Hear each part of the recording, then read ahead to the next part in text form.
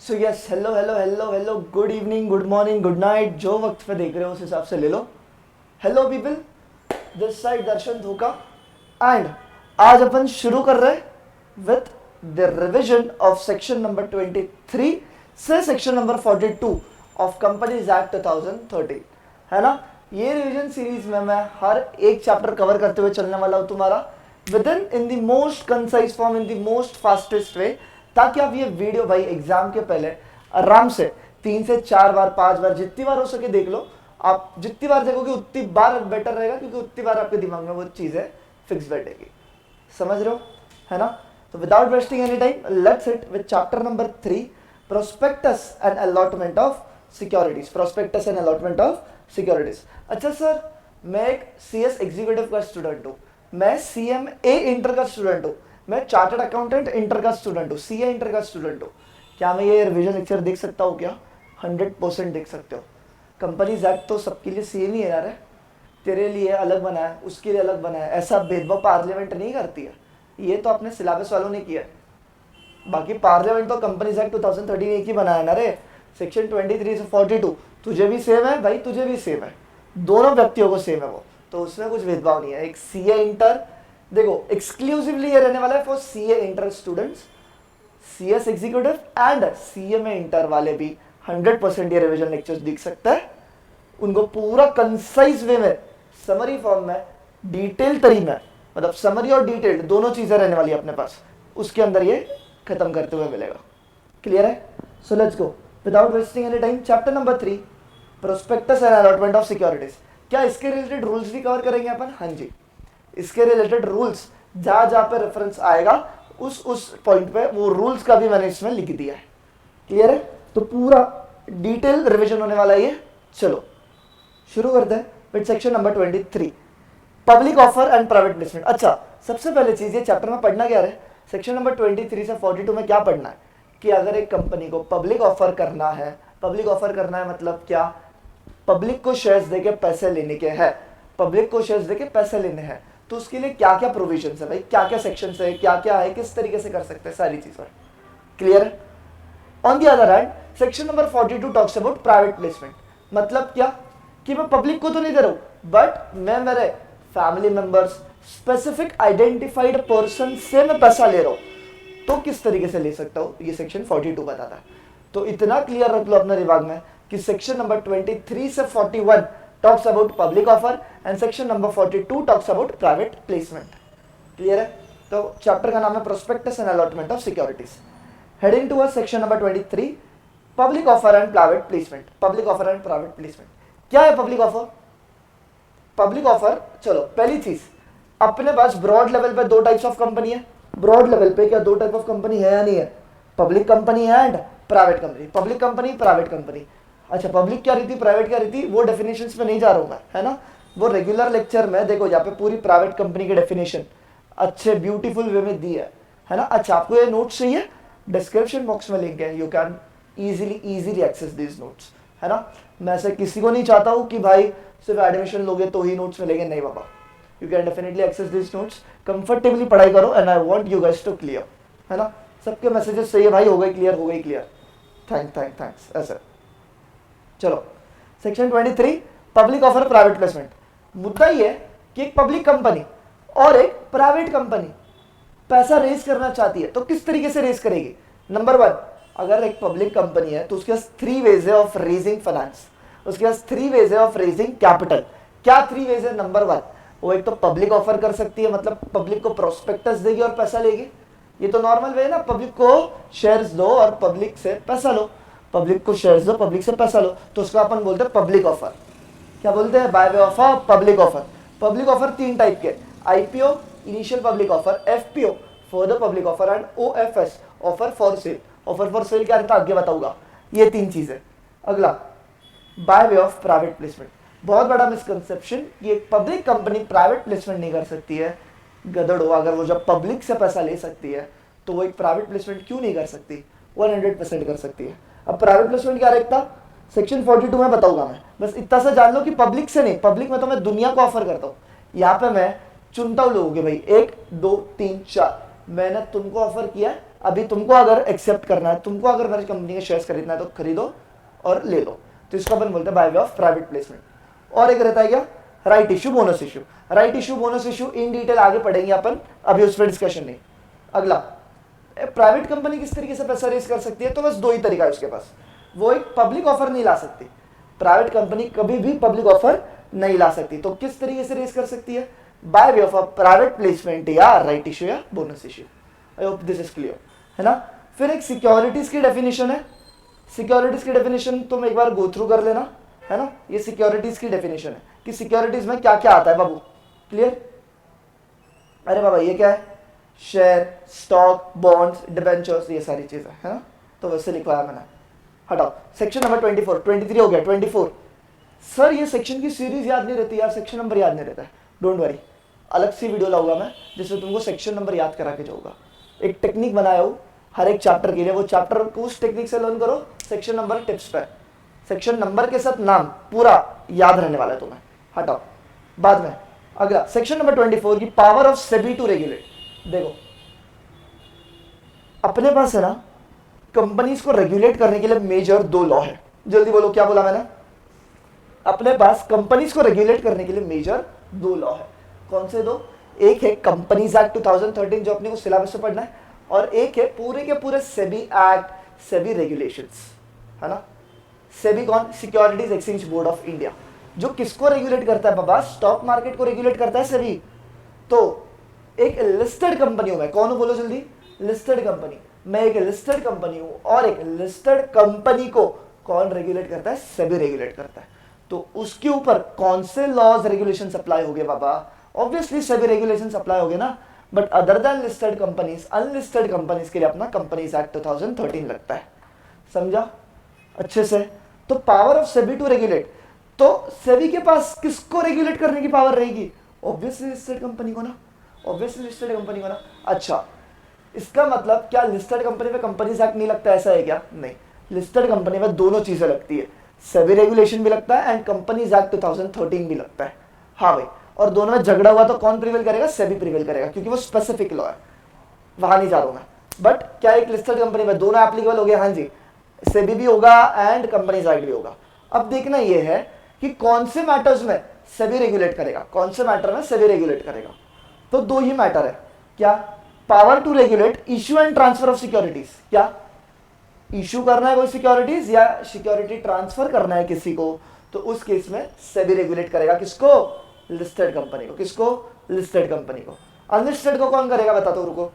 And non payment of dividend, non payment of dividend के related भी सारे के सारे पावर किसको दे रखी है, सेबी के पास, सेबी रेगुलेट करेगा, अपन नहीं बोलते, कंपनीज एक्ट नहीं बोलती है ना। दो चीजें जल्दी बताओ, दो चीजें कौन से, power to regulate what, issue and transfer of securities and non payment of dividend, listed company के लिए कौन करेगा, सेबी करेगा, है ना। फिर अनलिस्टेड के लिए कौन करेगा, वही अपने आरओसी और एनसीएलटी। आरओसी कौन, registrar of companies, NCLT national company law tribunal. देखो रिवीजन चल रहा है ऊपर से, ये टर्मिनोलॉजीज तुमको पता है। अगला, in all other matters, all other मतलब क्या, क्या ये दो मुद्दे ही रहते, क्या सिर्फ ये दो ही मुद्दे रहते क्या पूरे कंपनी में, नहीं ना, इस रिलेटेड है और लिस्टेड कंपनी है तो सेबी करेगा, बट ऑल अदर मैटर्स के लिए तुमको हर जगह कौन देखेगा, ROC NCLT, ROC NCLT, ROC NCLT. Clear है एकदम अच्छे तरीके से, without wasting any time. Shall I move forward, 100%। चलो अब दो चीजें आती है, ध्यान से सुनो, दो चीजें आती है, क्या, offer for sale and offer of cell.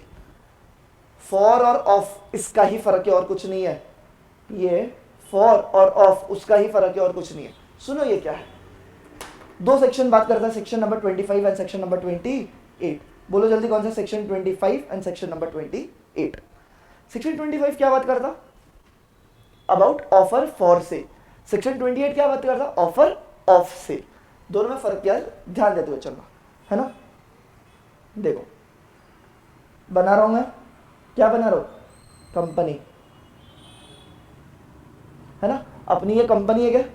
अब कंपनी को शेयर्स इशू करने के, क्या इशू करने के, शेयर्स इशू करने के। आई एम टॉकिंग अबाउट, सबसे पहले ऑफर फॉर सेल, है ना, कंपनी को क्या इशू करने का है, शेयर्स इशू करने का। अब कंपनी को शेयर इशू करना है तो उसमें क्या प्रोसीजर कम है क्या? एक मिनट देना, 1 मिनट में आया मैं।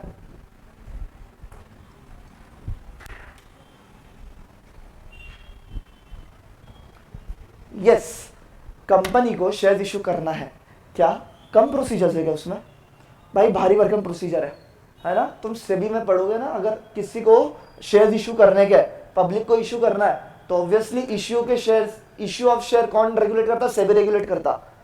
तो बहुत भारी भरकम प्रोसीजर है। तो कंपनी क्या वो प्रोसीजर में अटक के बैठेगी क्या? कंपनी अपना धंधा संभालेगी? बोलो, ऑब्वियसली ना, कंपनी को अपना धंधा संभालना है। तो ये इश्यू का जो प्रोसीजर वाला काम है ना, वो सिंपल क्या कर देते हैं? आउटसोर्स कर देते हैं। क्या कर देते? बोलो, आउटसोर्स कर देते हैं। किसको आउटसोर्स कर रहा है इन्होंने? मान लो इन्होंने आउटसोर्स कर दिया किसी, ऑब्वियसली इंटरमीडिएटरी रहेगा ये, है ना? इसको मैं बोलता हूँ इश्यू हाउस। क्या बोलता हूँ? बोलो जल्दी, इश्यू हाउस, है ना? ये काम आउटसोर्स कर दिया किसको? इश्यू हाउस को। इश्यू हाउस कौन हो सकता है? एक तो वो एक कंपनी हो सकती है, इन दी फॉर्म ऑफ कंपनी हो सकती है, या एलएलपी या पार्टनरशिप फर्म के फॉर्म में हो सकती है, कैसे भी, है ना? कंपनी हो सकती है या एलएलपी या पार्टनरशिप फर्म के बेसिस पे हो सकती है। अब कंपनी क्या करेगी? कंपनी अपने शेयर्स किसको देंगी? ये इशूइंग हाउस को देगी। कंपनी क्या बदले में पैसे लेगी क्या? क्या इशूइंग हाउस से पैसे लेगी? देखो, जनरली नो बोल रहा हूँ मैं। लेना चाहे तो ले सकता है, but generally answer is no. नहीं रहता है कि इशूइंग हाउस से क्यों लेंगे भाई? इधर कंपनी बोल रही है मेरा काम करके दे, ऊपर से तुम इशूइंग हाउस से पैसा ले रहे हो शेयर्स का। नहीं, कंपनी ये शेयर्स किसको देगी? इशूइंग हाउस को देगी। और इशूइंग हाउस इसको पैसा देगा क्या? Obviously not. फिर इशूइंग हाउस ये शेयर्स किसको इशू करेगा? बाहर पब्लिक को। बाहर किसको? पब्लिक को। तो इस पूरे प्रोसेस को अपन बोलते हैं ऑफर फॉर सेल। क्या बोलते हैं इसको? अपन बोलो जल्दी, ऑफर फॉर सेल। समझा मुद्दा? ऑन द अदर हैंड एक चीज रहता है offer of sale. Offer for sale में क्या होता था? बीच में कौन आता था? ये इशूइंग हाउस। अगर कंपनी खुद से इशू कर रही है पब्लिक को और पब्लिक से पैसा ले रही है तो उसको ऑफर फॉर सेल नहीं बोलते, उसको अपन नॉर्मल पब्लिक ऑफर बोलते हैं। बट यहाँ पे बीच में अगर इंटरमीडिएटरी आ रहा है जिसको कंपनी ने अपॉइंट किया है कि भाई प्लीज मेरे शेयर बेच पब्लिक को, तो उसको अपन ऑफर फॉर सेल बोलते हैं, है ना? But on the other hand offer of sale क्या होता है? ध्यान से सुनना। देखो, एट द एंड पब्लिक को शेयर ही इशू हो रहा है, हाँ, तो वो तो मुद्दा कंक्लूजन बदलेगा नहीं। ऑफर फॉर सेल ये कौन है? मेरी कंपनी है। कौन है? जल्दी बोलो, कंपनी। कंपनी ने अपना क्या लाया था? कभी तो भी अपने आज जीवन में, मतलब पूरे जीवन में, कंपनी ने अपना आईपीओ लाया था। 100% आईपीओ ला सकती है, कोई प्रॉब्लम नहीं है। पब्लिक ऑफर किया, वो पब्लिक ऑफर में क्या? हाँ, तू वीडियो देख रहा है ना, लाल शर्ट में बैठा है, तेरा नाम क्या है मालूम है क्या? मिस्टर विमल। हाँ वही तू ही विमल। तो मिस्टर विमल ने क्या किया मालूम है? वो जो आईपीओ में उसने ये कंपनी के अराउंड 10 करोड़ के शेयर्स खरीदे। कितने के? रुपीस 10 करोड़ के शेयर्स खरीद लिए। वाह भाई वाह, कोई प्रॉब्लम नहीं है, खरीद सकती है, बिल्कुल खरीद सकता है। तुम्हें क्या, उसके पास पैसा, उसने खरीदा, तुमको क्या लेना देना? उसने 10 करोड़ की कंपनी के शेयर्स खरीद दिए। अब विमल के पास कितना शेयर है? 10 करोड़ के शेयर है। अब मेरे को एक बात बताओ, विमल को ये शेयर्स बेचने के, क्या वो बेच सकता है? क्या वो बेच सकता है? अरे बाबा, नॉर्मल स्टॉक मार्केट कैसे चलता है? बायर और सेलर पे चलता है ना, कि अगर कोई खरीदने वाला है तो ही तो मैं बेच पाऊंगा। कोई खरीदने वाला है तो ही तो मैं बेच पाएगा ना बाबा। अगर कोई खरीदने वाला ही नहीं है तो मैं बेचूंगा कैसे? एक दुकान में माल पड़ा है, वो दुकान का माल बिकेगा कब? दुकान में 100 पानी की बोतल है, वो 100 पानी की बोतल मेरे को बेचना है, मैं सीधा ऐसे बेचूं क्या? कैसे बेचूं? कोई तो खरीदने वाला चाहिए। सेम शेयर्स में भी ऐसे ही होता है। स्टॉक मार्केट में बायर और सेलर का ऑर्डर मैच होता है, और जब ऑर्डर मैच होता है इसका पैसा उसको जाता है, इसके शेयर्स उसको जाता है। सेम चीज अभी विमल के साथ हो रही है। विमल को अपने 10 करोड़ के शेयर्स बेचने के, मार्केट में क्या 10 करोड़ के बायर्स रहेंगे? तुमको लग रहा है? बाबा अपन स्टॉक मार्केट करते हैं, अपन छोटे लेवल पे करते हैं, 10 लाख 20 लाख, या बोल लो 10,000 20,000 ऐसे लेवल पे करते हैं, उतने के बायर्स मिल जाते। 10 करोड़ के बायर्स मिलना इजी है क्या? नेक्स्ट टाइम इम्पॉसिबल, है ना? इतना मोटा पैसा स्टॉक मार्केट में एट अ पॉइंट डालने वाला कोई व्यक्ति विमल को नहीं मिलेगा। विमल को अपने 10 करोड़ के शेयर्स बेचने के, तो विमल क्या करेगा? ऑप्शन क्या है विमल के पास? वो कभी शेयर्स बेच ही नहीं सकता अपना, मतलब। तो इस केस में क्या होता है मालूम है? यहाँ पे विमल ऑफर करता है किसको? पब्लिक को। यहाँ पे विमल एक क्या लाता है? पब्लिक इशू लाता है ना। विमल, देखो कंपनी ने विमल को शेयर्स दे दिए, विमल ने कंपनी को पैसा भी दे दिया, आईपीओ वाली केस है वो तो हो गया। यहाँ पे कंपनी नहीं बोल रही विमल को पब्लिक इशू ला बेटे, यहाँ पे विमल को अपने बेचने के शेयर्स, मार्केट में उतने बायर्स मिलेंगे नहीं, तो इसलिए विमल क्या कर रहा है? अपना खुद का पब्लिक इशू ला रहा है। कैसा होता है सर? हाँ जी होता है, 100% होता है। समझा? तो इसको अपन क्या बोलते हैं? Offer of sale. Offer of sale. क्या तुमको फर्क समझ रहा है ऑफर फॉर सेल में एंड ऑफर ऑफ सेल में? नहीं समझते बेटा बच्चों को, ये बड़ा कंफ्यूजन लेके चलते अपना जीवन भर, बट इतना ईजी है ये। पहले केस में ऑफर फॉर सेल में क्या, कंपनी खुद बोलती है रे इश्यू हाउस को कि है इश्यू हाउस प्लीज मेरे शेयर इशू कर दे, आगे जाके मेरे को मेरे धंधे पे का फोकस करना है, तो ये ऑफर फॉर सेल है। बट यहाँ पे ऑफर ऑफ सेल में कंपनी बोलती है क्या विमल को, विमल जा मेरे शेयर्स बेच? नहीं, कंपनी ने तो आईपीओ ला दिया, विमल ने 10 करोड़ के शेयर खरीद लिए, कंपनी को पैसा भी आ गया विमल की तरफ से, बट विमल को अभी वो शेयर्स बेचने के हैं, तो मार्केट में उतने बायर्स तो चाहिए ना रे, उतने बायर्स ही नहीं है मार्केट में। तो उस केस में विमल क्या करता है? खुद एक पब्लिक इशू लाता है कि हे पब्लिक, मैं ये कंपनी का शेयर होल्डर हूं, मेरे पास इतने शेयर्स है, प्लीज तुमको किसको खरीदना है तो अप्लाई करो। तो कोई 10 शेयर के लिए अप्लाई करेगा, कोई 15, कोई 20, वैसे करके विमल अपने शेयर्स बेच रहा है मार्केट में। समझा क्या? 100%। उसका अपन बोलते हैं offer of sale. Offer for sale section number 25, offer of sale section number 28। Done है बात है? अब फिर से मैं एक्सप्लेन नहीं करूंगा ये, है ना। चलो आगे बढ़ते हैं। देखो यहाँ पे वही चीज है, कंपनी क्या ला रही है? पब्लिक इशू ला रही है। किसको दे रही है शेयर? इशूइंग हाउस को। फिर इशूइंग हाउस किसको दे रहा है? पब्लिक को शेयर दे रहा है। इशूइंग हाउस कुछ पैसा देती है क्या इसको? नहीं देती भाई, पैसा क्यों देगी? कंपनी का काम कर रही है वो। बट इधर कंपनी को ये जो मेंबर है उससे पैसा तो आ चुका है ना, और मेंबर के पास शेयर्स भी आ चुके हैं, member is the owner of share, तो मेंबर्स पब्लिक को इशू कर रही है शेयर्स, अभी ऑफर कर रही है। मुद्दा किधर आ रहा है बताइएगा अपने को? अपने को सबसे इंपॉर्टेंट इसमें पढ़ना क्या है कि जो इशूइंग हाउस है जब पब्लिक को ऑफर करेगी तो वो कुछ तो ब्रोशर देगी ना रे, है ना भाई। आज हमको क्लासेस चालू किया अपन ने, है ना, आज हमने क्लासेस लॉन्च किए, हमको उसका एडवर्टाइज करना पड़ेगा ना, तुम लोग तक पैम्पलेट्स पहुंचाने पड़ेंगे ना कि अगर तुम में से किसी को एडमिशन लेना है तो आ जाओ, admissions are open, limited are seats, XYZ चीज है ना। तो कुछ तो भी एक ऑफर डॉक्यूमेंट देना पड़ेगा या नहीं देना पड़ेगा? टेल मी जल्दी। ऑफर डॉक्यूमेंट देना पड़ेगा नहीं देना पड़ेगा? बिल्कुल देना पड़ेगा। बट इसको तुम प्रोस्पेक्टस बोलोगे क्या? नहीं, प्रोस्पेक्टस नहीं बोलोगे। प्रोस्पेक्टस कौन देता है बाबा? प्रोस्पेक्टस एक कंपनी खुद इशू करती है पब्लिक को, तो उसको प्रोस्पेक्टस बोलते हैं। तो इसको क्या बोलेंगे? जो एक इशूइंग हाउस पब्लिक को दे रही है उसको ऑफर डॉक्यूमेंट ही बोलूंगा मैं। हाँ, ऑफर डॉक्यूमेंट दे रहा हूं मैं, या कोई मेंबर ऑफर डॉक्यूमेंट दे रहा है पब्लिक को, तो उसको प्रोस्पेक्टस नहीं बोलते, बट उसको अपन डीम्ड प्रोस्पेक्टस बोलते हैं, मतलब उसको अपन प्रोस्पेक्टस मान लेते हैं। Understanding this? Beautifully drawn, beautifully drawn. बाबा मेहनत की है बहुत ये नोट्स पे, तो you can any time refer this. Done है? क्या तुमको बेसिक मतलब समझा है? जो एक इशूइंग हाउस पब्लिक को ऑफर डॉक्यूमेंट दे रही है या कोई मेंबर ऑफर डॉक्यूमेंट दे रहा है, तो वो ऑफर डॉक्यूमेंट को अपन डीम्ड प्रोस्पेक्टस बोलते हुए चलेंगे।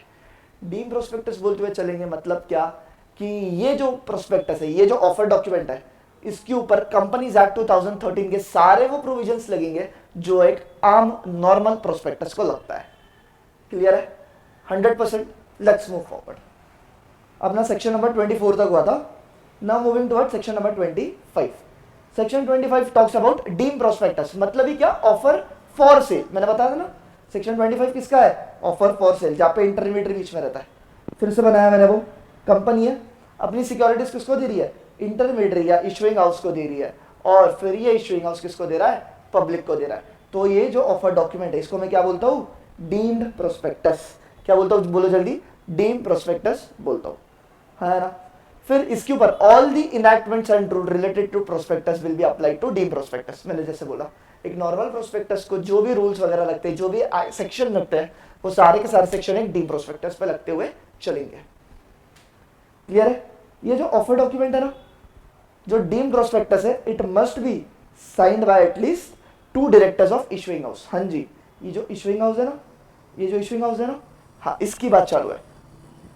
क्या कंपनी, मतलब क्या कंपनी के डायरेक्टर साइन नहीं करेंगे क्या? रुको ना, पता चलेगा, पता चलेगा। अभी तुमको बता दूं तो कंपनी का हर एक डायरेक्टर साइन करेगा। अलॉन्ग विद दैट जो इंटरमीडियरी है, इशुइंग हाउस है, उसके मिनिमम 2 डायरेक्टर्स भी साइन करेंगे। कब? अगर वो एक कंपनी है तो। कंपनी है तो डायरेक्टर रहेंगे। मैंने क्या बोला? अगर वो पार्टनरशिप या एलएलपी है तो हाफ ऑफ द पार्टनर्स, क्या बोला? हाफ ऑफ द पार्टनर्स अपनी सिग्नेचर देंगे इसके ऊपर, ऑफर डॉक्यूमेंट पे। क्लियर है?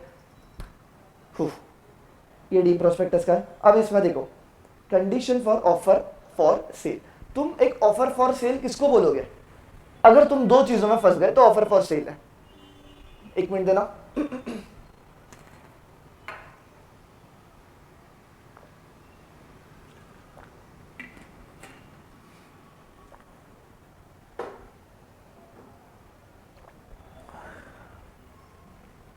यस, ऑफर फॉर सेल किसको बोलूंगा मैं?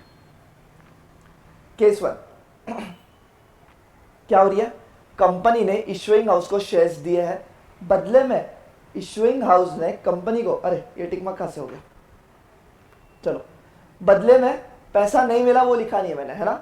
बदले में पैसा मिला या नहीं मिला वो नहीं लिखा है। बस क्या हो रहा है, कंपनी ने शेयर्स दिए इशुइंग हाउस को, और ये इशुइंग हाउस या कोई भी कंपनी फर्दर इशू कर रही है, फर्दर इशू कर रही है कितने टाइम में? Within 6 months offer to public, तो इसको अपन ऑफर फॉर सेल बोलेंगे। आराम से समझानी है, मेरे को पता है। सुनो क्या हो रहा है, देखो, है ना? ऑफर फॉर सेल किस कब बोलूंगा मैं? ये केस 1। पहला क्या हो रहा है, कंपनी इशू कर रही है किसको? अपना इंटरमीडियरी को, इशुइंग हाउस को, हाँ है ना? इशुइंग हाउस को अपने क्या दे रही है? शेयर्स दे रही है। और मतलब एंड, और हिंदी वाला, एंड ये इशुइंग हाउस ये शेयर्स इशू कर रहा है किसको? पब्लिक को, विद इन 6 मंथ्स। मतलब जब से इसको शेयर मिला ना उसके अगले 6 महीने के अंदर की किसको इशू कर रहा है? पब्लिक को इशू कर रहा है। तो इसको मैं बोलते चलूंगा ऑफर फॉर सेल। पैसा मिला हो या ना मिला हो, that is immaterial, that is immaterial. मान लो इशुइंग हाउस ने पैसा दे दिया किसको? कंपनी को। इशुइंग हाउस ने पैसा दे दिया कंपनी को, बट विद इन 6 मंथ्स, अरे अरे अरे, हाँ विद इन 6 मंथ्स, एक मिनट गाइस, हाँ with in 6 months issuing house ने इशू कर दिया पब्लिक को, तो अपन डीम्ड ऑफर फॉर सेल बोलेंगे उसको। तो पैसा मिल रहा है या नहीं मिल रहा है, दैट इज इममटेरियल। क्लियर है? रुको रुको रुको, सबर रखो सर। ये केस 1 है ना? केस 2 क्या बन रहा? केस 2, कंपनी ने शेयर्स किसको दिए? इशू हाउस को दिए, है ना? कंपनी ने शेयर्स किसको दिए? इशू हाउस को दिए। बदले में इशुइंग हाउस ने कंपनी को एक भी रुपया नहीं दिया। बदले में इशुइंग हाउस ने कंपनी को एक भी रुपया नहीं दिया। यहाँ पे मैं ये वर्डिंग यूज नहीं कर रहा हूँ पैसा मिले या ना मिले, दैट इज इममटेरियल। यहाँ पे पैसा नहीं मिल रहा है, पैसा 100% एक भी रुपया नहीं मिल रहा है, और फिर इशुइंग हाउस कभी भी इशू करे पब्लिक को, फर्क नहीं पड़ता, पैसा नहीं मिला है, दैट इज इंपॉर्टेंट, तो भी इसको मैं ऑफर फॉर सेल बोलूंगा। रुको रुको रुको रुको, पैनिक नहीं होना, लिखने दो मेरे को एक बार इधर। दूसरा केस क्या है? पैसा मिले ना मिले, पहला केस ये था। दूसरा केस क्या है? कंपनी किसको दे रही है? शेयर्स, इशुइंग हाउस को शेयर्स दे रही है, और इशुइंग हाउस किसको दे रही है? पब्लिक को दे रही है ना? इशुइंग हाउस किसको दे रही है? पब्लिक को दे रही है। यहाँ पे इंपॉर्टेंट क्राइटेरिया है इसकी, बदले में पैसा नहीं मिल रहा है, बदले में पैसा नहीं मिल रहा है। तो देखो मैं सिंपल अभी काफी इजी करके बता रहा हूं मैं तुम्हें। मैं कंपनी, है ना, यहाँ बता दो, मैं कंपनी, मैंने शेयर्स इशू किए किसको? इशुइंग हाउस को। मैंने शेयर्स इशू किए किसको? इशुइंग हाउस को। मेरे को पैसा नहीं आया, मेरे को पैसा नहीं आया, फिर इशुइंग हाउस आगे पब्लिक को दे रही है, वो कितने भी टाइम में, भले 1 साल 2 साल 3 साल फर्क नहीं पड़ता है। कंपनी ने जब इशुइंग हाउस को शेयर्स दिए ना, बदले में पैसे नहीं आए ना, तो उधर के उधर मान लेंगे कि इसको अपन क्या बोलते हैं? Offer for sale. क्या बोलते? बोलो जल्दी, ऑफर फॉर सेल। ये सेकंड कंडीशन है। पहली कंडीशन क्या है कि बाबा कंपनी ने शेयर इशू किए इशुइंग हाउस को, कंपनी ने शेयर इशू किए इशुइंग हाउस को, बदले में इशुइंग हाउस ने पैसा दिया हो या ना दिया हो, that is immaterial. Issuing house ने आगे जाके 6 महीने के अंदर इशू कर दिया पब्लिक को, तो इसको तुम ऑफर फॉर सेल बोलोगे। अब इसका क्या मतलब निकल गया था, मैं तुम्हें एक तीसरा केस बना के बताता हूँ और मैं को पूछता हूँ ये क्या है, मेरे को बताओ। केस 3 देखो क्या हो रहा है। एक कंपनी है, अरे अरे संभल, हाँ कंपनी है, कंपनी ने शेयर इशू किए, किसको? ऑब्वियसली इशूइंग हाउस को। किसको इशू किया बोलो जल्दी? इशूइंग हाउस को। बदले में इशूइंग हाउस ने कंपनी को पैसा दे दिया, है ना, बदले में कंपनी ने इशूइंग हाउस को पैसा दे दिया। आगे जाके इशूइंग हाउस ने पब्लिक को ये जो शेयर्स है ना, ये शेयर्स इशू किए आफ्टर 1 ईयर। आफ्टर क्या हो रहा है? 1 ईयर उसने इशू किया, किसको? ये बैठी है नुन्नू मुन्नू पब्लिक। टेल मी, क्या तो इसको तुम ऑफर फॉर सेल बोलोगे क्या? कोई भी कंडीशन में फिट हो रहा है क्या ये 1 और 2 में से? 1 में क्या है बाबा? विदिन 6 मंथ्स पैसा, सॉरी विदिन 6 मंथ्स इशू हो जाना चाहिए, पैसा आए ना आए दैट इज इमटेरियल। मतलब पैसा तो आया है, विदिन 6 मंथ्स हुआ है नहीं, तो ये ऑफर फॉर सेल नहीं है। दूसरा केस क्या बोला? दूसरा केस पैसा ही नहीं आया है, पैसा ही नहीं आया है, फिर इशूइंग हाउस कभी भी इशू करे ऑफर फॉर सेल माना जाएगा। यहाँ पे तो पैसा आया है ना, यहाँ पे तो पैसा आया है ना, है ना, तो पैसा भी आया है। अच्छा, अगर पैसा आया है मुझे और मैं अगर विदिन 6 मंथ्स इशू करता तो इसको मैं ऑफर फॉर सेल बोलता, बट यहाँ पे मैंने इशू कब किया? आफ्टर 1 ईयर किया, तो ये कोई भी कंडीशन में फिट नहीं होता है, इसको मैं ऑफर फॉर सेल नहीं बोलूंगा। तो क्या बोलूंगा? क्या बोलूंगा जल्दी बोलो? अरे ऑफर ऑफ सेल बोलूंगा ना, ऑफर ऑफ सेल बोलूंगा ना, ऑफर ऑफ सेल। उसमें क्या था? बीच में मेंबर होता था, तो इशूइंग हाउस ने पैसा दे दिया, तो इशूइंग हाउस को क्या बोल देंगे अपन? बाबा ये क्या मेरा मेंबर है, और इसको अपन ऑफर ऑफ सेल ट्रीट करते हुए चलेंगे। I hope so this is clear. इसके ऊपर एक्सप्लेनेशन नहीं दे रहा हूं मैं, दिस इज रिविजन बाबा, मैं बहुत बहुत डीप में जा रहा हूँ रिविजन में भी। आ जाओ, क्या हो रहा है देखो। केस 1, कंपनी ने शेयर इशू किए इशूइंग हाउस को फेज 1 में, फेज 1 में कंपनी ने शेयर इशू किए इशूइंग हाउस को, पैसा आया हो या ना आया हो इससे फर्क नहीं पड़ता, बट इधर मेन पॉइंट क्या है कि फेज 2 में within 6 months offer to public हो जाना चाहिए। अगर within 6 months offer to public हो रहा है तो इसको मैं ऑफर फॉर सेल मानते हुए चलूंगा। केस 2, कंपनी ने शेयर्स दिए किसको? इशूइंग हाउस को, बदले में 1 भी रुपया नहीं आया। भैया बदले में 1 भी रुपया नहीं आया, आगे का देखो ही मत, ऑफर फॉर सेल है ये। अगर पैसा आया तो चेक करो कितने महीने में इशू हुआ है, अगर 6 महीने के अंदर हुआ है तो ऑफर फॉर सेल है, अगर बियॉन्ड 6 मंथ्स गया है तो ऑफर फॉर सेल नहीं है। That's it. क्लियर है? सेक्शन 25 चालू किया अपन ने। आ जाओ आगे, सेक्शन 25 में contents of DP. Contents of DP, DP कौन रे? डीम्ड प्रोस्पेक्टस, है ना, कंटेंट्स ऑफ डीपी। तो बड़ा इजी बोला है, अगर तुमको एक डेजिग्नेटेड, सॉरी डेजिग्नेटेड पार्टनर ही बोल रहा हूं, अभी एलएलपीसी का क्या है मैं इसलिए ध्यान दो। डीपी मतलब डीम्ड प्रोस्पेक्टस, या तो डीम्ड प्रोस्पेक्टस के अंदर क्या क्या कंटेंट्स होने चाहिए? तो बड़ा इजी बोला है कि एज पर सेक्शन नंबर 26। हाँ हाँ, क्या बोला? बहुत बहुत शान है ये लोग। इन्होंने क्या बोला कि कंटेंट्स क्या है? जो 26 में लिखा है ना वो कंटेंट्स है। 26 में क्या लिखा है जरा देखिए क्या? 26 talks about contents of prospectus, है ना, अगला ही पढ़ना है अपने को, तो इधर मगजमारी नहीं। डीम प्रोस्पेक्टस में सिंपल उन्होंने क्या बोला कि हर वो चीज जो सेक्शन 26 में बोली है वो तो फॉलो करनी चाहिए, अलॉन्ग विद दैट ये 3 चीजें भी फॉलो करते हुए चलनी है। और वो 3 चीजें क्या है? एडिशनल 3 चीजें हैं। एडिशनल 3 चीजें जैसे क्या कि टोटल अमाउंट कितना मिल चुका है या कितना मिलने वाला है, टोटल अमाउंट रिसीव्ड और टू बी रिसीव्ड, फिर time and place of contract inspection. Time and place of contract inspection मतलब क्या बाबा? एक कंपनी और एक इशूइंग हाउस के बीच में कॉन्ट्रैक्ट हुआ रहेगा, नहीं हुआ रहेगा कि ऐसा तू करेगा मेरे बिहाफ पे? बिल्कुल हुआ रहेगा। तू पब्लिक है, तू क्या वो कॉन्ट्रैक्ट को इंस्पेक्ट करना चाहता है तो कर सकता है क्या? यस कर सकता है। कब? टाइम एंड प्लेस ये तेरे डीम्ड प्रोस्पेक्टस में बताया जाएगा। तो time and place of contract inspection, है ना। और तीसरा क्या है? Name of director of issuing house. Issuing house के डायरेक्टर के नाम, या तो एलएलपी है पार्टनरशिप फॉर्म है तो पार्टनर्स के नाम वो इसमें रहने चाहिए। ये 3 चीजें एडिशनल रहनी चाहिए 26 के अलावा। 26 तो होना ही चाहिए, एज पर सेक्शन 26 होना ही चाहिए, प्लस 1 2 3 ये 3 चीजें होनी चाहिए। डन है, शाबाश। अगला सेक्शन नंबर 26 क्या बोल रहा है? Content of prospectus. क्या बोल रहा है, बोलो जल्दी। कंटेंट ऑफ प्रोस्पेक्टस के प्रोस्पेक्टस में क्या क्या कंटेंट्स होने चाहिए। नंबर 1 क्या बोला? अरे प्रोस्पेक्टस क्या रहता कि मैं कंपनी में प्रोस्पेक्टस इशू कर रहा हूं कि है पब्लिक प्लीज मेरे शेयर्स को खरीदना चाहता है क्या? पब्लिक क्या बोलेगी? क्यों खरीदू? क्या है तेरे कंपनी में ऐसा? तो अच्छा प्रॉफिट कमाता है क्या? क्या क्या चीज है तेरे पास, मेरे को बता तो सही। तो इसलिए कंपनी क्या इशू करती है? प्रोस्पेक्टस इशू करती है। प्रोस्पेक्टस इशू करना ही मतलब क्या? Inviting public to subscribe to my shares. Prospectus issue करना मतलब क्या? इनवाइट कर रहा हूं मैं पब्लिक को कि है पब्लिक प्लीज आके मेरे शेयर्स को सब्सक्राइब कर। क्लियर है? हाँ या ना? हाँ। तो वो प्रोस्पेक्टस में क्या क्या चीजें रहनी चाहिए?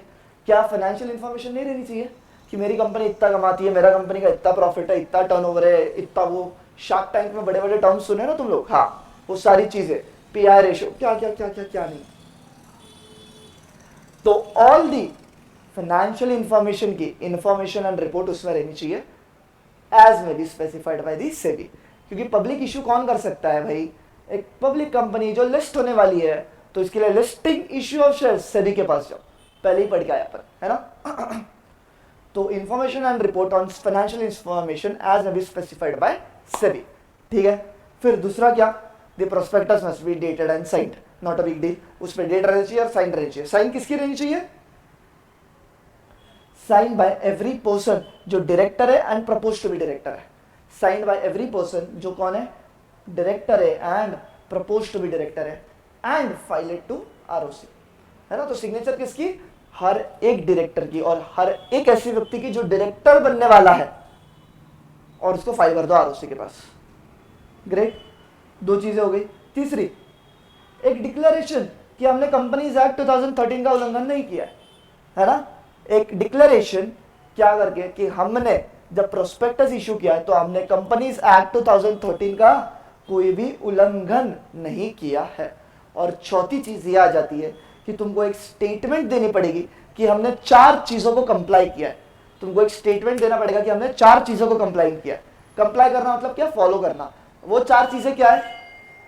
कंपनीज एक्ट 2013, सकरा 1956, सकरा का full form securities contract regulation act 1956, फिर एक सेबी एक्ट है और इसके related rules and regulations there too, कि हमने ये 4 चीजों को कंप्लाई किया, उसका एक स्टेटमेंट जाएगा। उफ, क्लियर है? क्लियर है। तो देखो मैंने ना बोल्ड में ग्रीन लाइंस बनाई है 1 2 3 4 की, है ना। बोल्ड में ग्रीन लाइन बनी है 1 2 3 4। अब ऐसा क्यों किया मैंने? क्योंकि ये चारों का एक एक्सेप्शन है। ये चारों का एक एक्सेप्शन है मतलब क्या? कि ये 1 2 3 4 अप्लाई नहीं होगा। कब? जब मैं इश्यू कर रहा हूं मेरे एग्जिस्टिंग मेंबर्स या डिबेंचर होल्डर्स को। ऐसा क्यों भाई? वो एग्जिस्टिंग है ना, ऑलरेडी तुम्हारे मेंबर्स है, ऑलरेडी शेयर होल्डर्स है, उनको तो सब पता है, ऐसा मान लेंगे अपन। वो तो ऑलरेडी मेंबर्स है ना, ऑलरेडी शेयर होल्डर्स है तेरे कंपनी के, तो उसको तो ऑलरेडी पता है ना तेरे कंपनी का क्या स्टेटस है, क्या फाइनेंशियल पोजीशन है, क्या कंप्लायंस है, सारी चीजें उसको पता है ना। तो उसको अपन बाहर करो, एक्सक्लूड करो। तो एक्सक्लूडिंग एग्जिस्टिंग मेंबर या डिबेंचर होल्डर्स, या तो तुम इशू कर रहे हो क्या? Same class of securities earlier issued. मतलब क्या बाबा? मैं इक्विटी शेयर इशू कर रहा हूं, है ना। मैंने इशू कर दिया। जब मैंने पहली बार इशू किया तब मैंने ये 1 2 3 4 ये 4 पॉइंट को मैंने कंप्लाई किया, है ना। अब मैं दोबारा same class of securities issue कर रहा हूं पब्लिक में, तो तुम मेरे को बोल रहे हो तुम फिर से ये 1 2 3 4 दो। भैया एक बार दे दिया ना मैंने, है ना। मैं जब सेम क्लास से इशू कर रहा हूं तो क्या दिक्कत है अब तुमको? तुम मेरे को क्यों फिर से फॉलो करने बोल रहे हो ये 1 2 3 4 पॉइंट? मत बोलो। तो वो एक्सेप्शन है। क्लियर है? अगर तुम कुछ different kind of securities issue कर रहे हो तो 1 2 3 4 फॉलो करना पड़ेगा। But same class of securities है, या तो तुम एग्जिस्टिंग डिबेंचर होल्डर्स या मेंबर्स को ही इशू कर रहे हो, तो उस केस में तुमको 1 2 3 4 कंप्लाई करने की आवश्यकता नहीं है ना। तुम बाबा कोई भी किधर से भी पढ़ो, तुम अपने जो भी नोट्स खोल के बैठोगे ना, ये एकदम इंक्लूसिव है, बहुत सब कंटेंट है। शायद तुम्हारे बुक में उतने कंटेंट रहेगी भी नहीं। सीए इंटर तुमको तो है, तुम्हारा नहीं बोल रहा हूं मैं, जो दूसरे देख रहे हैं सीए में इंटर या सीएस एग्जीक्यूटिव वाला है। चलो अगला, ये जो प्रोस्पेक्टस है इसकी वैलिडिटी कितनी रहेगी? 90 दिन। हाँ वो तो लॉजिकल है, मतलब वैलिडिटी क्या बोलूँ, प्रोस्पेक्टस बनाया मैंने, पब्लिक को इशू किया, 90 डेज का उसकी वैलिडिटी है, 90 डेज के बाद वो हो जाएगा एक्सपायर, वेरी इजी। अगला मैंने बता दिया साइंड बाय एवरी डायरेक्टर होना चाहिए, हाँ ये को बताता हूँ बाद में। यस, प्रोस्पेक्टस के फेस पे एक डिस्क्लोजर देना पड़ेगा, क्या कि हमने ये प्रोस्पेक्टस आरओसी को फाइल किया है along with the required documents, एक disclosure, that's it, disclosure on the face of prospectus कि मैं कंपनी ये प्रोस्पेक्टस है आरओसी के पास फाइल करके आ जाऊँ along with the required documents. एक और चीज काफी इंपॉर्टेंट जिसमें केस स्टडी बनता है, क्या प्रोस्पेक्टस में एक्सपर्ट का नाम इंक्लूड करना जरूरी है? जरूरी है, हाँ जी। तुम पब्लिक हो है ना, तू पब्लिक है, हाँ तू ब्लैक शर्ट में बैठा है, तू ही यस, ब्लैक शर्ट में पैर के ऊपर पैर डाल के बैठा है, तू ही। तू मुझे एक बात बता, तू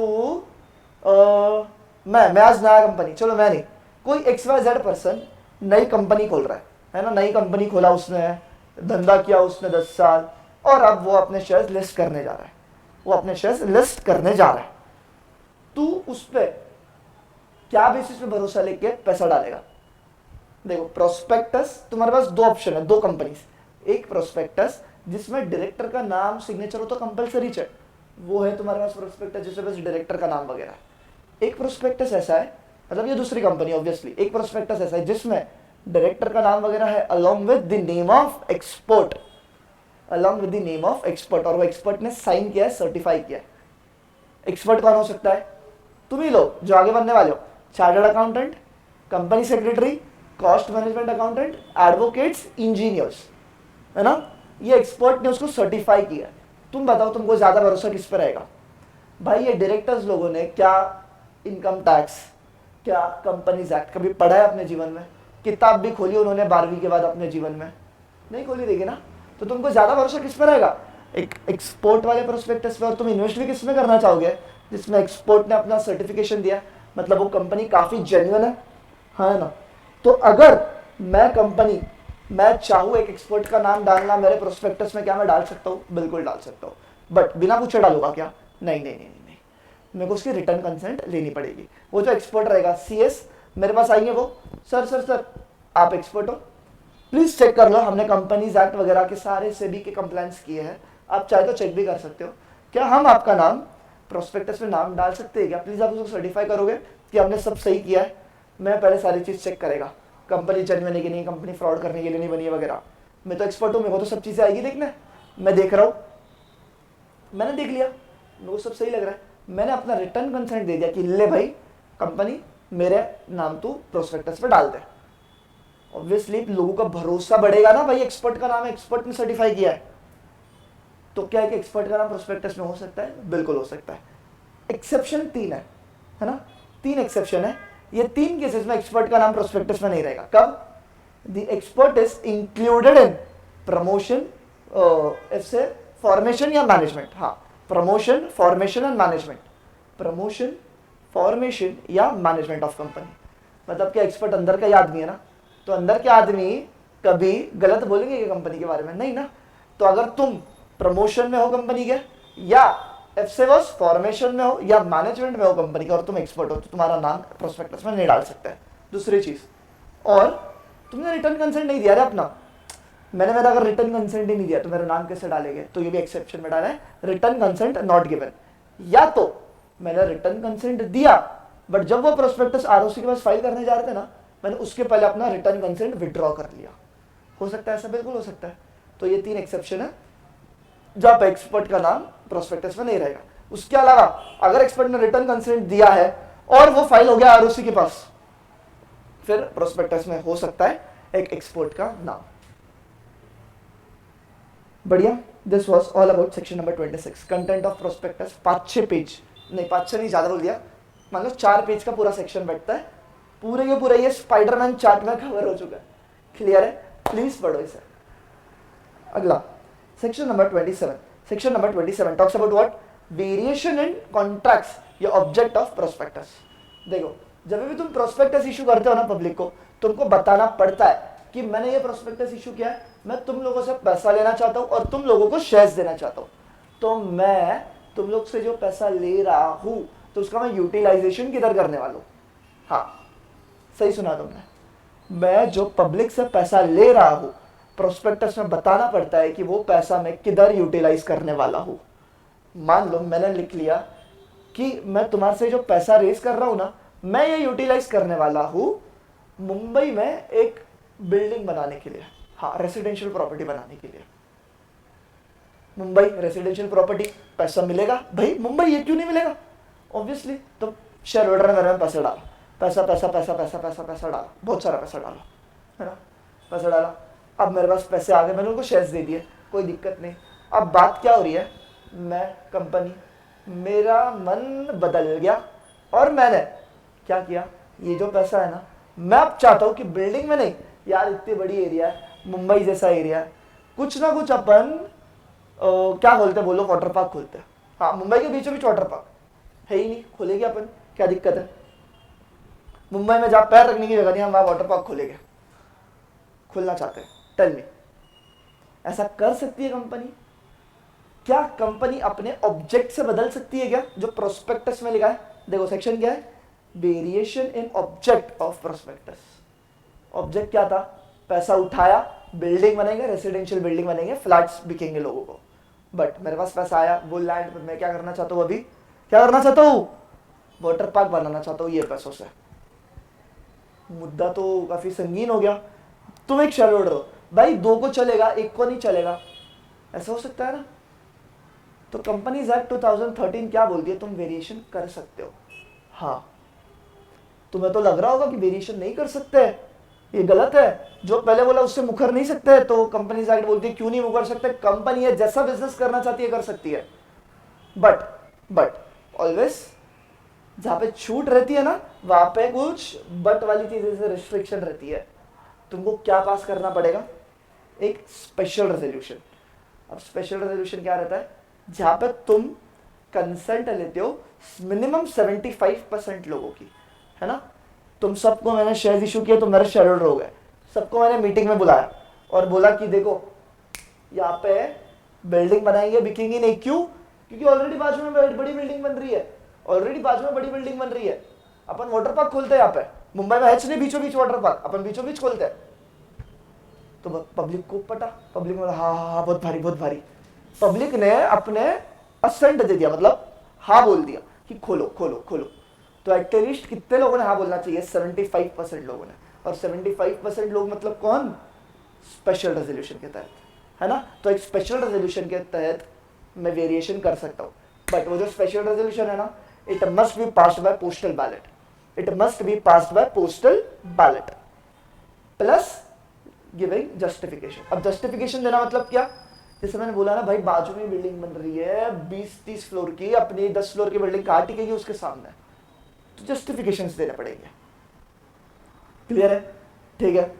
अब मैं जो स्पेशल रेजोल्यूशन पास कर रहा हूं, एक जनरल मीटिंग में ही करेगा ना, तो जनरल मीटिंग ले रहा हूं, उसकी नोटिस बनेगी ना, तो जो नोटिस है ना जनरल मीटिंग की, it must be publish in newspaper और वेबसाइट। यस, न्यूज़पेपर में पब्लिश होगी वो नोटिस एंड वेबसाइट में भी पब्लिश होगी। न्यूज़पेपर कौन से, English newspaper and vernacular newspaper. What do you mean by vernacular? Maharashtra में vernacular language is Marathi, Gujarat में वर्नाक्युलर लैंग्वेज इज गुजराती, तो उसको हम वर्नाक्युलर लैंग्वेज बोलते हैं। तो दो न्यूज़पेपर में, एक इंग्लिश और एक वर्नाक्युलर। उसका फॉर्म क्या है, पास 1, उसका फॉर्मेट पास 1 में दिया है। सर आप बोल रहे थे कि अपन सेक्शन भी करेंगे, रूल्स भी कर रहे हैं, अपन तो सेक्शन ही करते जा रहे हैं, रूल्स पे आए ही नहीं। बाबू ये जो फॉर्म है ना, पास 1, पोस्टल बैलेट, ये सारी चीजें दी गई है रूल्स में, तो मैंने इधर ही इनकॉर्पोरेट कर ली। तुमको अलग से रूल्स पढ़ो, इलॉजिकल चीज। आ जाओ, तो एक नोटिस ऑफ जनरल मीटिंग जाएगी किधर, न्यूज़पेपर और वेबसाइट में, newspaper English and vernacular, that's it. Newspaper का फॉर्म पास 1,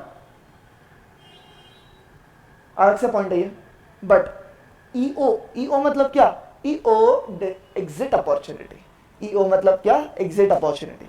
बाबू 80% लोगों ने हाँ बोल दिया, है ना, कि वाटर पार्क बनाओ, कोई दिक्कत नहीं, बनाओ वाटर पार्क बनाओ, घूमने जाएंगे। 80% ने हाँ बोला, 20% ने ना बोला ना, मतलब 20% लोगों ने जो पैसा दिया है उन लोग को नहीं चलेगा ये वेरिएशन, उनको चाहिए बिल्डिंग ही बने। बट अभी तो स्पेशल रेजोल्यूशन पास हो गया, अब तो वाटर पार्क ही बनेगा उधर, तो ये 20% लोगों को क्या करेंगे, 80 लोगों ने हाँ बोल दिया, स्पेशल रेजोल्यूशन पास हो गया, वाटर पार्क ही बन रहा है, तो वो 20% जो मायूस लोग हैं उनका क्या, तो उनको मिलेंगे क्या, एक एग्जिट अपॉर्चुनिटी कि देख 20% वालों, तुमको अगर चाहिए तो अपने शेयर्स वापस भेज दो, तुमको तुम्हारा पैसा वापस मिल जाएगा। इसको अपन बोलते हैं एग्जिट अपॉर्चुनिटी। किसको, डिसेंटिंग शेयर होल्डर्स को। जिन्होंने असेंट नहीं दिया उसको अपन बोलते हैं डिसेंटिंग शेयर होल्डर्स। तो जिन्होंने ना बोला ना, उनको एक एग्जिट अपॉर्चुनिटी मिलेगी कि अपने शेयर्स दो, पैसे लो और फुटो यहां से। क्लियर है ना? ये पॉइंट अलग से, ये बीच में वेरिएशन से कोई संबंध नहीं इसका। ये बस क्या बोलता है कि तुमने कोई भी पैसा उठाया है पब्लिक से, है ना? क्या बोला, तुमने कोई भी पैसा उठाया पब्लिक से, शेयर्स दिए, तो ये जो पैसा तुम्हारे पास है, तुम ये पैसा कभी भी यूज नहीं कर सकते ट्रेडिंग के लिए। Trading in equity shares of another listed companies. मतलब क्या, मैंने पैसा उठाया किससे, पब्लिक से, मैं कंपनी, मैं ये पैसे से क्या कर रहा हूं पता है क्या, मार्केट में लगा रहा हूं। मैंने रिलायंस के शेयर खरीदे, मैंने टाटा के शेयर खरीदे। भाई तू खुद के पैसे से खरीदना, पब्लिक से पैसे लेके क्यों खरीद रहा है? अगर पब्लिक को यही चीज करनी रहती तो तेरे थ्रू क्यों करती, पब्लिक खुद पैसा डालती ना। Understanding that. तो क्यों ऐसा, तो ऐसा फालतूगिरी नहीं करने की। जो पैसा लिया है वो तुम कभी भी इक्विटी शेयर्स दूसरे लिस्टेड कंपनी के खरीदने में जाया नहीं कर सकते। प्रोहिबिशन है, रिस्ट्रिक्शन नहीं, प्रोहिबिशन है। क्लियर है? बीएसटी मतलब क्या, बाइंग, सेलिंग और trading into equity shares of another listed company. This was all about section number 27. I hope so this is clear, है ना? I hope so this is clear. Then comes section number 28. अपना सबसे चाहिए था, क्या था वो, ऑफर ऑफ सेल। एक 2 मिनट का ब्रेक दो, पानी भर के लाता हूं मैं। Till then please read this, please read this,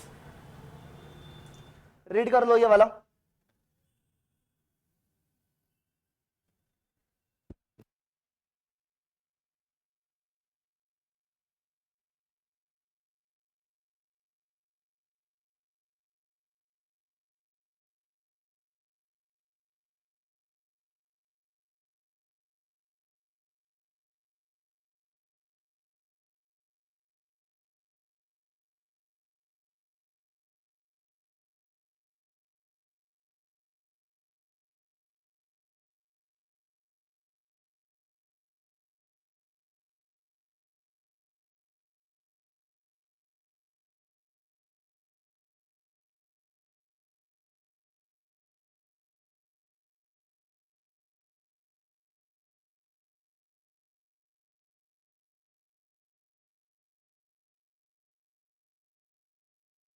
yes people, I am here.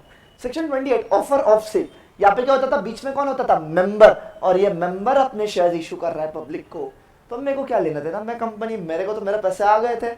Offer of cell, भाई याद है ना, मैंने कराया ये कंसेप्ट ऊपर, है ना? शुक्रिया भाई। Yes, offer of sale, OOS, it is what, issue of shares by member in consultation with board of directors. Board of directors से कंसल्ट कर सकता है वो, डेफिनेटली कर सकता है। मैं एक मेंबर हूँ, चलो मेरे को तो पता है, मान लो मम्मी पापा, मेरे मम्मी पापा को बेचने के, है ना, वो एक मेंबर है, क्या उनको ये पब्लिक इश्यू वगैरह का कुछ भी नॉलेज है क्या? नहीं ना, तो they can consult with board of directors. अगला, वो जो डॉक्यूमेंट इशू कर रहा था, क्या उसको डीम प्रोस्पेक्टस बोल रहे थे क्या अपन? हाँ जी बोल रहे थे। फिर जो भी खर्चा हो रहा है ना किसको, कंपनी को। अभी मान लो जैसे कि लेट्स से फॉर एग्जांपल मेरे डैड है ना, मैं नहीं उनका कुछ, मैं कुछ नहीं, संबंध नहीं मेरे डैड के साथ। मान लो मेरे डैड एक पर्सन वो एग्जिस्ट करते हैं ना, हाँ एज अ पर्सन वो एग्जिस्ट करते हैं, उनको ऑफर ऑफ सेल करना है।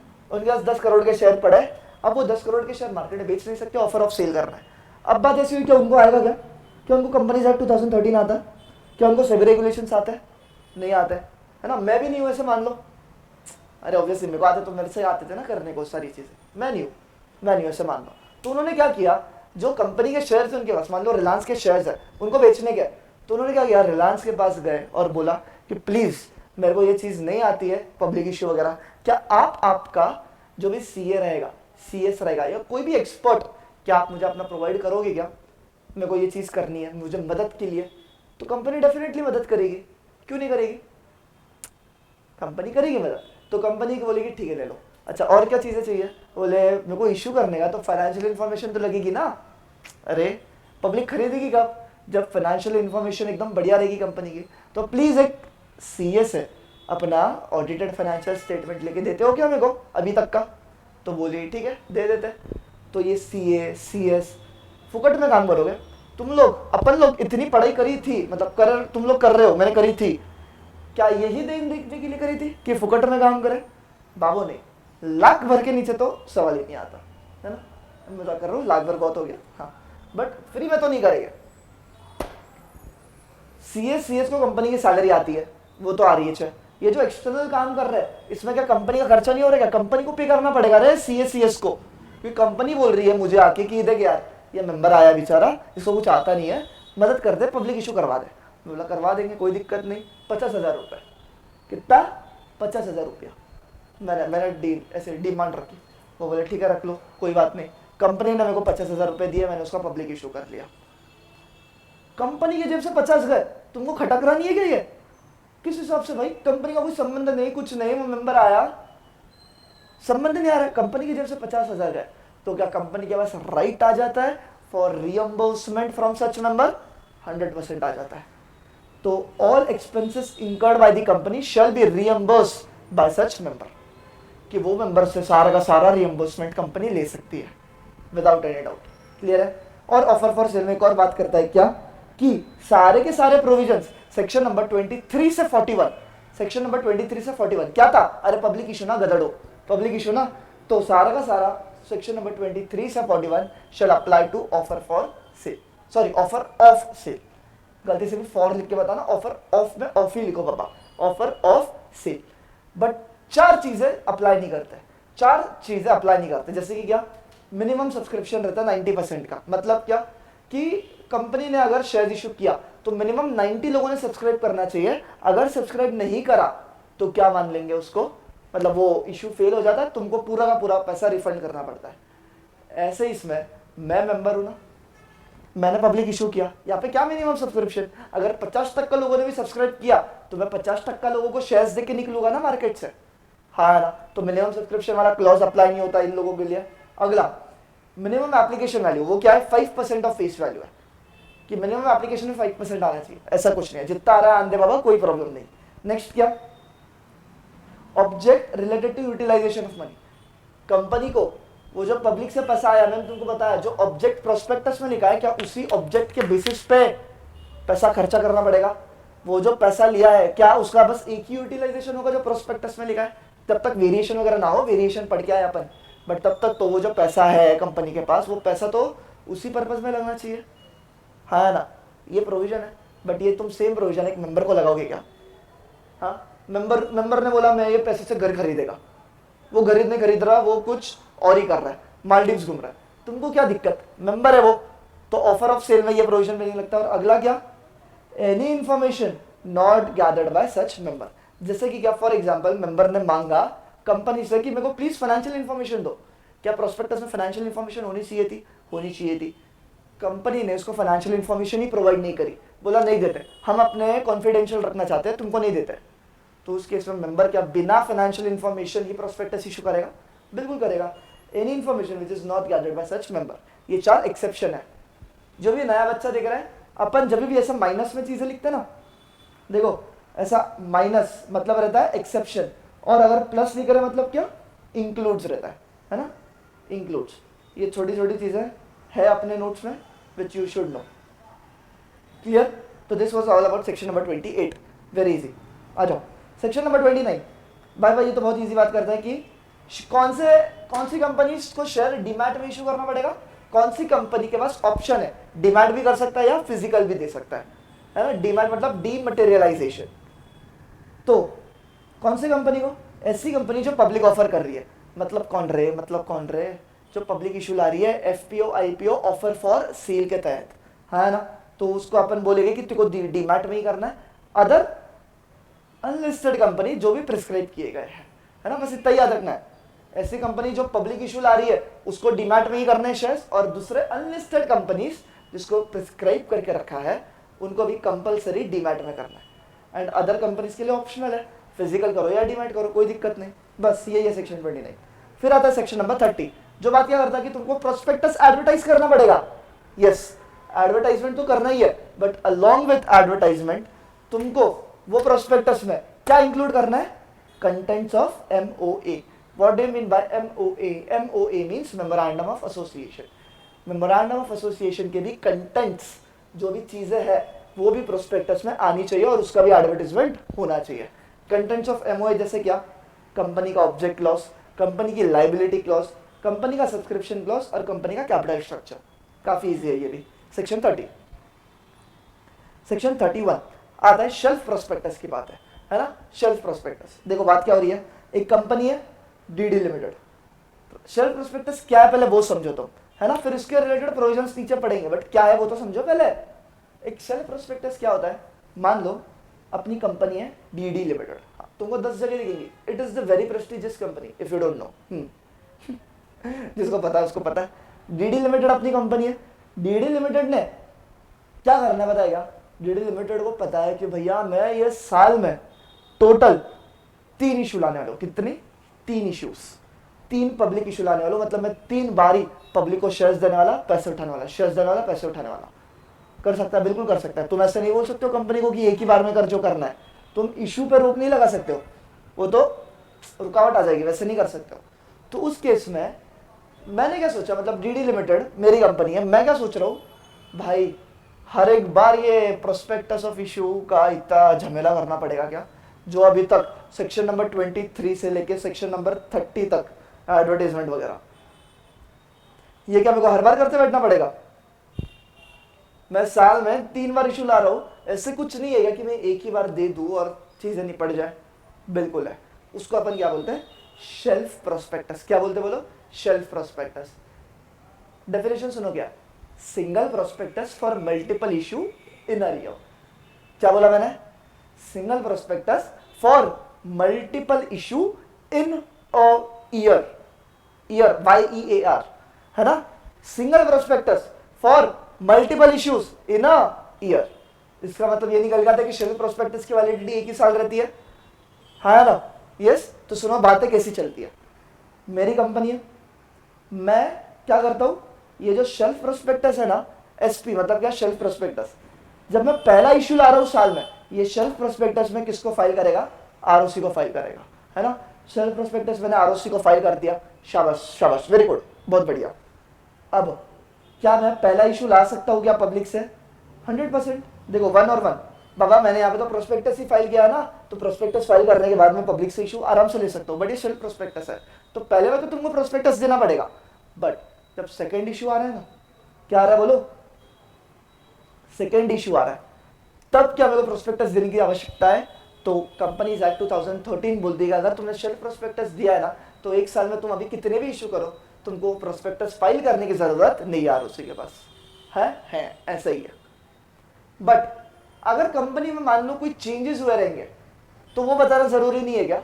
बिल्कुल जरूरी है। तो इसके लिए कंपनी को क्या फाइल करना पड़ता है बताए? एक information memorandum, just an information memorandum, कि बाबू देखो हमारा जब ये पहला इशू हमने किया था, मान लो हमने M1 मतलब पहले मंथ में किया था, है ना? फर्स्ट मंथ में किया था, और जो दूसरा इशू कर रहा हूं मैं वो M3 तीसरे मंथ में कर रहा हूं। तो M1 और M3 पहले महीने से तीसरे महीने के बीच में अगर कुछ चेंजेस हुए हैं, तो वो चेंजेस तुमको किसमें बताना है? Information memorandum. तो बस एक information memorandum stating the changes from the first issue ROC को बता दो, है ना? आरओसी को एक इंफॉर्मेशन मेमोरेंडम फाइल कर दो, तुम डेफिनेटली फिर सेकंड इशू भी कंफर्टेबली पब्लिक से कर सकते हो, है ना? अब मेरे को तीसरा इशू लाना है, कौन से महीने में? 9वें महीने में। कौन से महीने में? 9वें महीने में। अब बात ये आ रही है कि इंफॉर्मेशन मेमोरेंडम देना पड़ेगा, हाँ जी देना पड़ेगा, चेंजेस बताना है। बट अब मैं चेंजेस कहां से कहां तक बताऊं? M1 से M9, क्या M2 से M9, सॉरी M3 से M9, समझ रहा है ना? पहले महीने से 9वें महीने का चेंजेस बताओ कि तीसरे महीने से 9वें महीने का चेंजेस बताओ?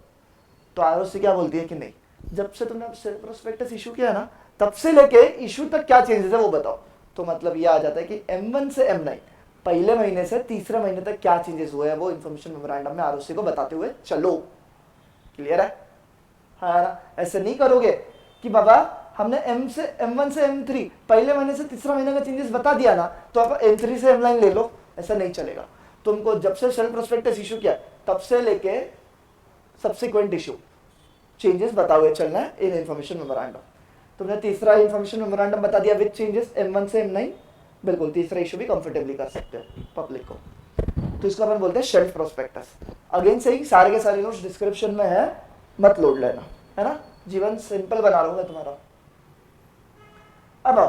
अब सेक्शन क्या बोलता है, ये तो अपन ने मीनिंग पढ़ा, ये कैसा वर्क करता है, ये नहीं समझोगे तो क्या समझा फिर, सीधा रट्टू पोपट जैसा सेक्शन मत लर्न करते बैठो। आ जाओ, शेल्फ प्रोस्पेक्टस ये क्या है? It is a prospectus issued for multiple issues over a period of time, है ना। ये कब इशू होता है shelf prospectus? At the first stage of offer to public. भैया फर्स्ट स्टेज M1 पहली बार जब कर रहा हूं तभी देना पड़ता है मेरे को, फर्स्ट स्टेज पे इशू होता है, हाँ ना। अच्छा, ये क्या बोलता है कि तुम्हारा shelf prospectus plus information memorandum दोनों मिला के क्या बन जाते हैं? डीम्ड प्रोस्पेक्टस बन जाते हैं, है ना। क्या बन जाते हैं? डीम्ड प्रोस्पेक्टस अपन मानते हैं उसको, बढ़िया है। अच्छा, फिर क्या बोल रहा है, देखो, exit opportunity to dissenting share holder. बात कैसी हो रही है बाबा?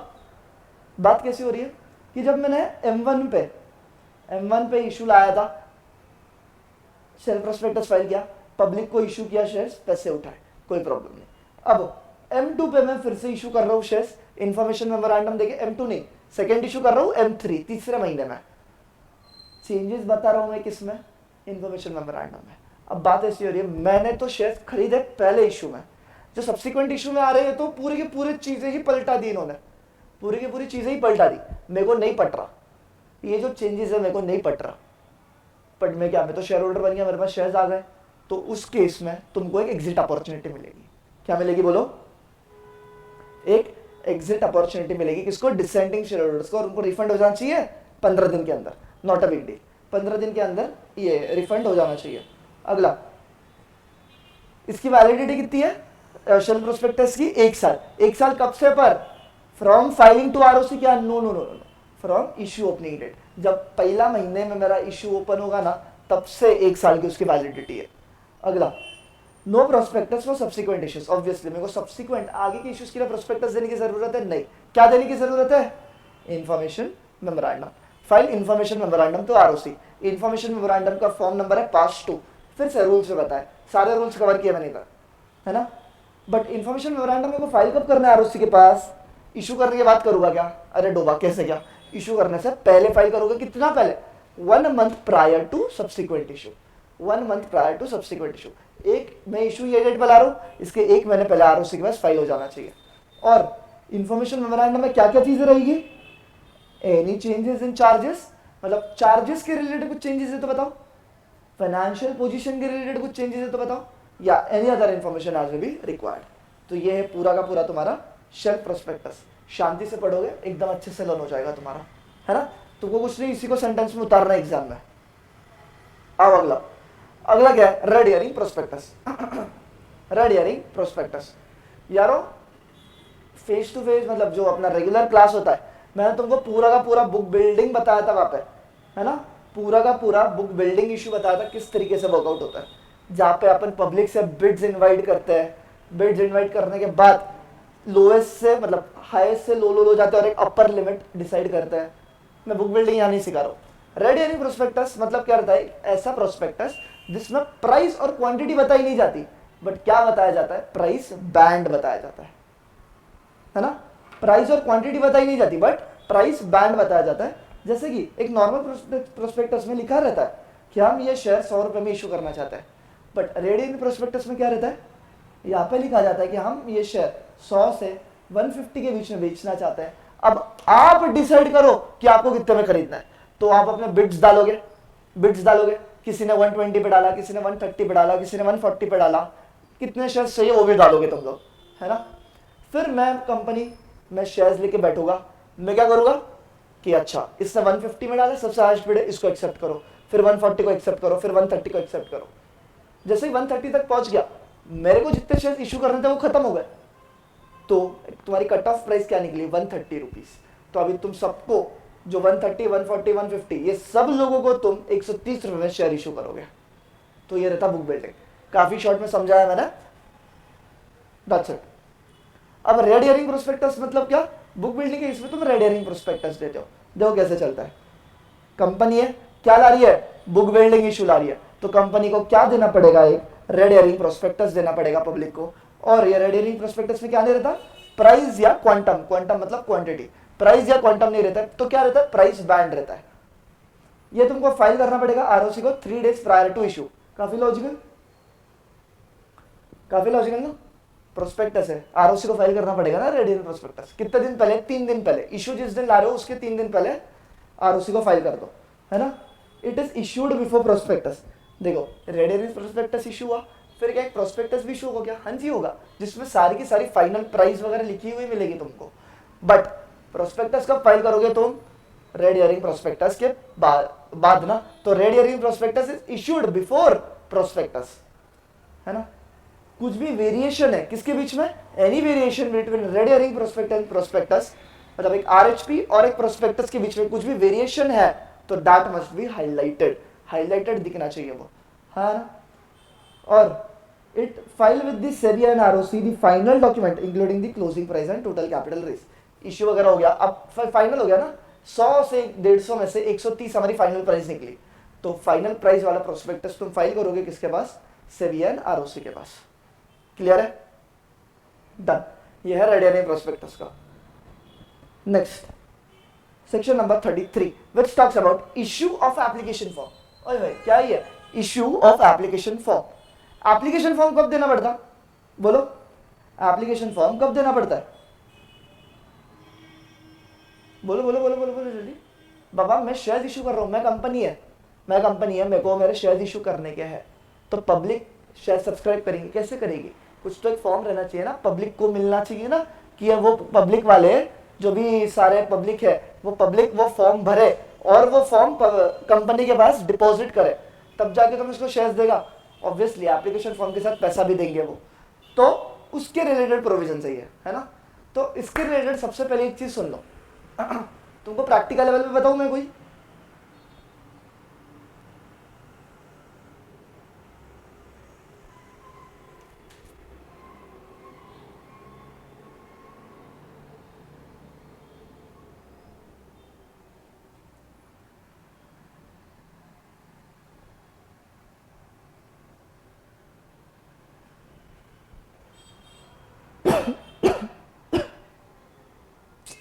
अरे यार अभी कौन सा आईपीओ आया? Let me think. प्रोस्पेक्टस किसका देखे?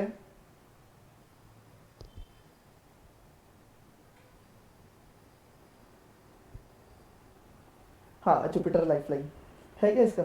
जीएलएच प्रोस्पेक्टस प्रोस्पेक्टस। हाँ चलो, रिवीजन है, इतना टाइम वेस्ट करके नहीं चलेगा। एक बात मान लो, तुम कभी भी कोई भी आईपीओ आया उसका प्रोस्पेक्टस चेक कर लेना। प्रोस्पेक्टस 500 से 600 पेज का बनता है। हाँ भाई, कंपनी की सारी इन्फॉर्मेशन देनी है उसमें, तो क्या एक पेज में निपटा दोगे क्या? नहीं, प्रोस्पेक्टस बनता है 500 से 600 पेज, इतनी मोटी गड्डी रहती है प्रोस्पेक्टस की। अब तुम क्या वो 500 से 600 पेज पढ़ोगे क्या? तुम्हारे से तुम्हारी टेक्स्ट बुक पढ़ी नहीं जाती, मॉड्यूल पढ़ा नहीं जाता, प्रोस्पेक्टस पढ़ोगे 300-400 पेज का? नहीं ना। तो इसलिए तुम्हें नहीं लगता है कि एक समरी प्रोस्पेक्टस रहना चाहिए कि बाबा जो इंपॉर्टेंट है चीज़ें 1-2 पेज में निपटा देना? मतलब मैं इन्वेस्ट करूँ 100-150 500-600 पेज पढ़ने का मेरे को वक्त नहीं, तो इसलिए एक एप्लीकेशन फॉर्म और एक एब्रिज्ड प्रोस्पेक्टस। क्या बोल रहा हूं मैं? Abridged prospectus. एब्रिज मतलब क्या? Summary form of prospectus public को मिलनी चाहिए।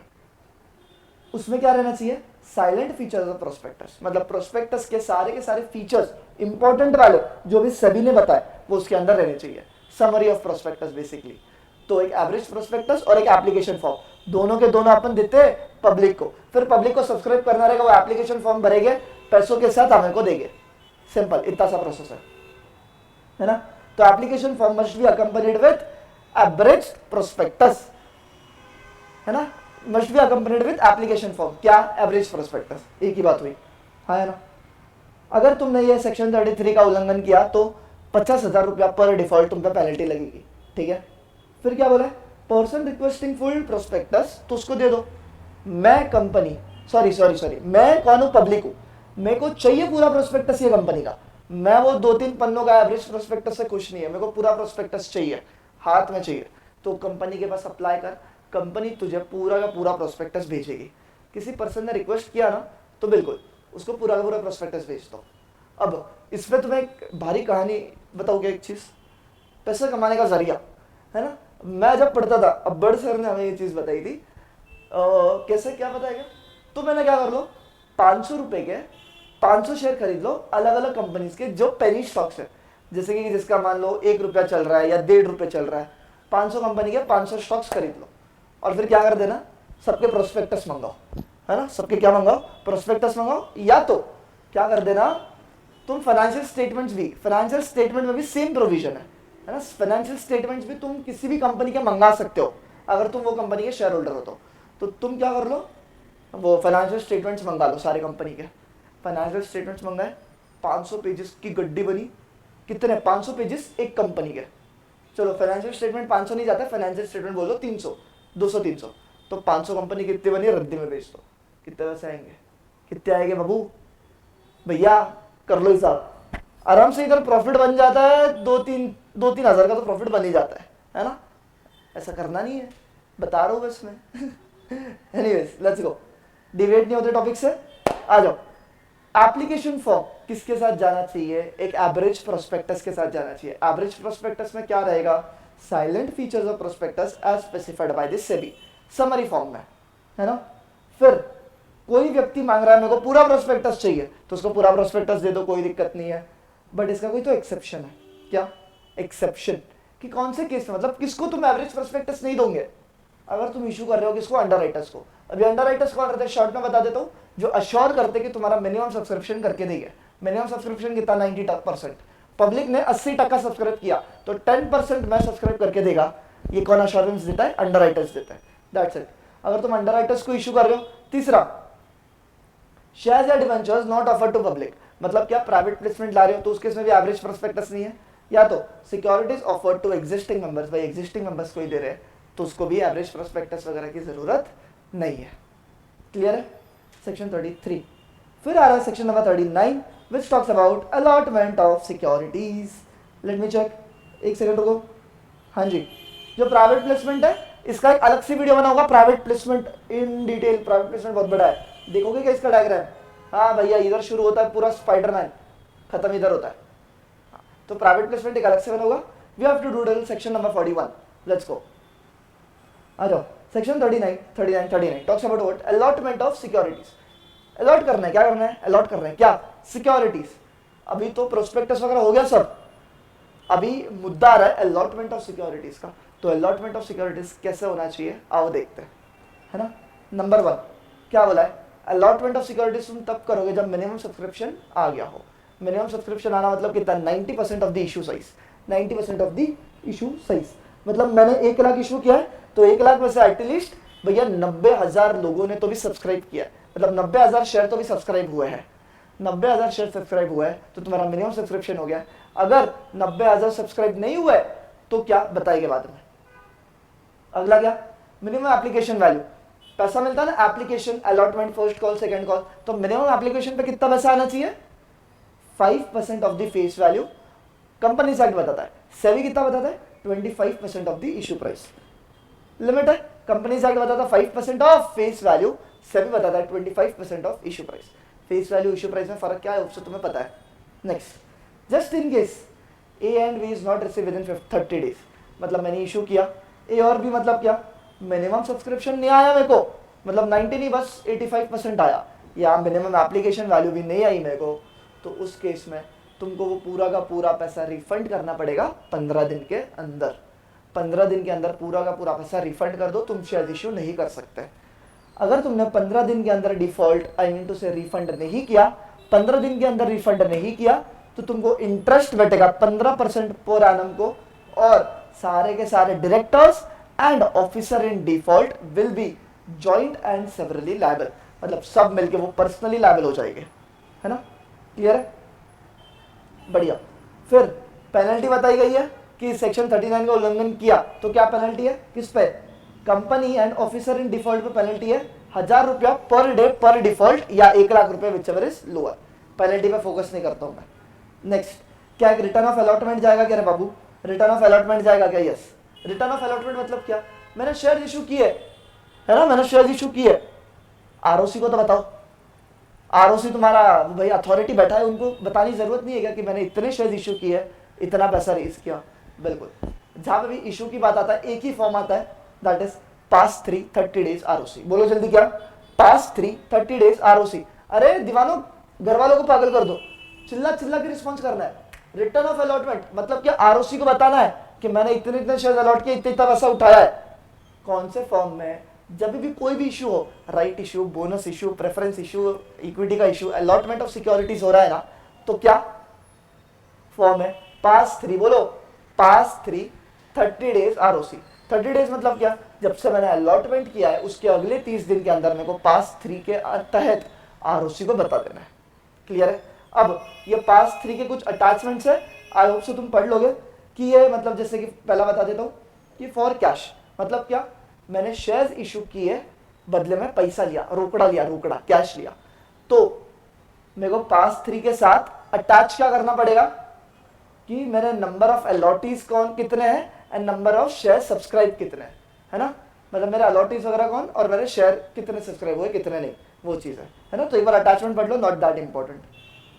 आ जाओ अगला, section 40, securities to be dealt in stock exchange. सबसे पहला सवाल, कंपनी लिस्ट होती है क्या कंपनी के शेयर्स सिक्योरिटीज लिस्ट होते हैं? टेल मी।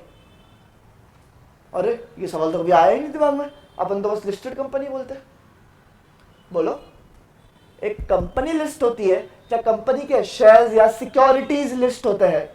लिस्ट किधर होता है? स्टॉक एक्सचेंज पे। स्टॉक एक्सचेंज कौन? दी very famous NSC and BSc, national stock exchange, Bombay stock exchange.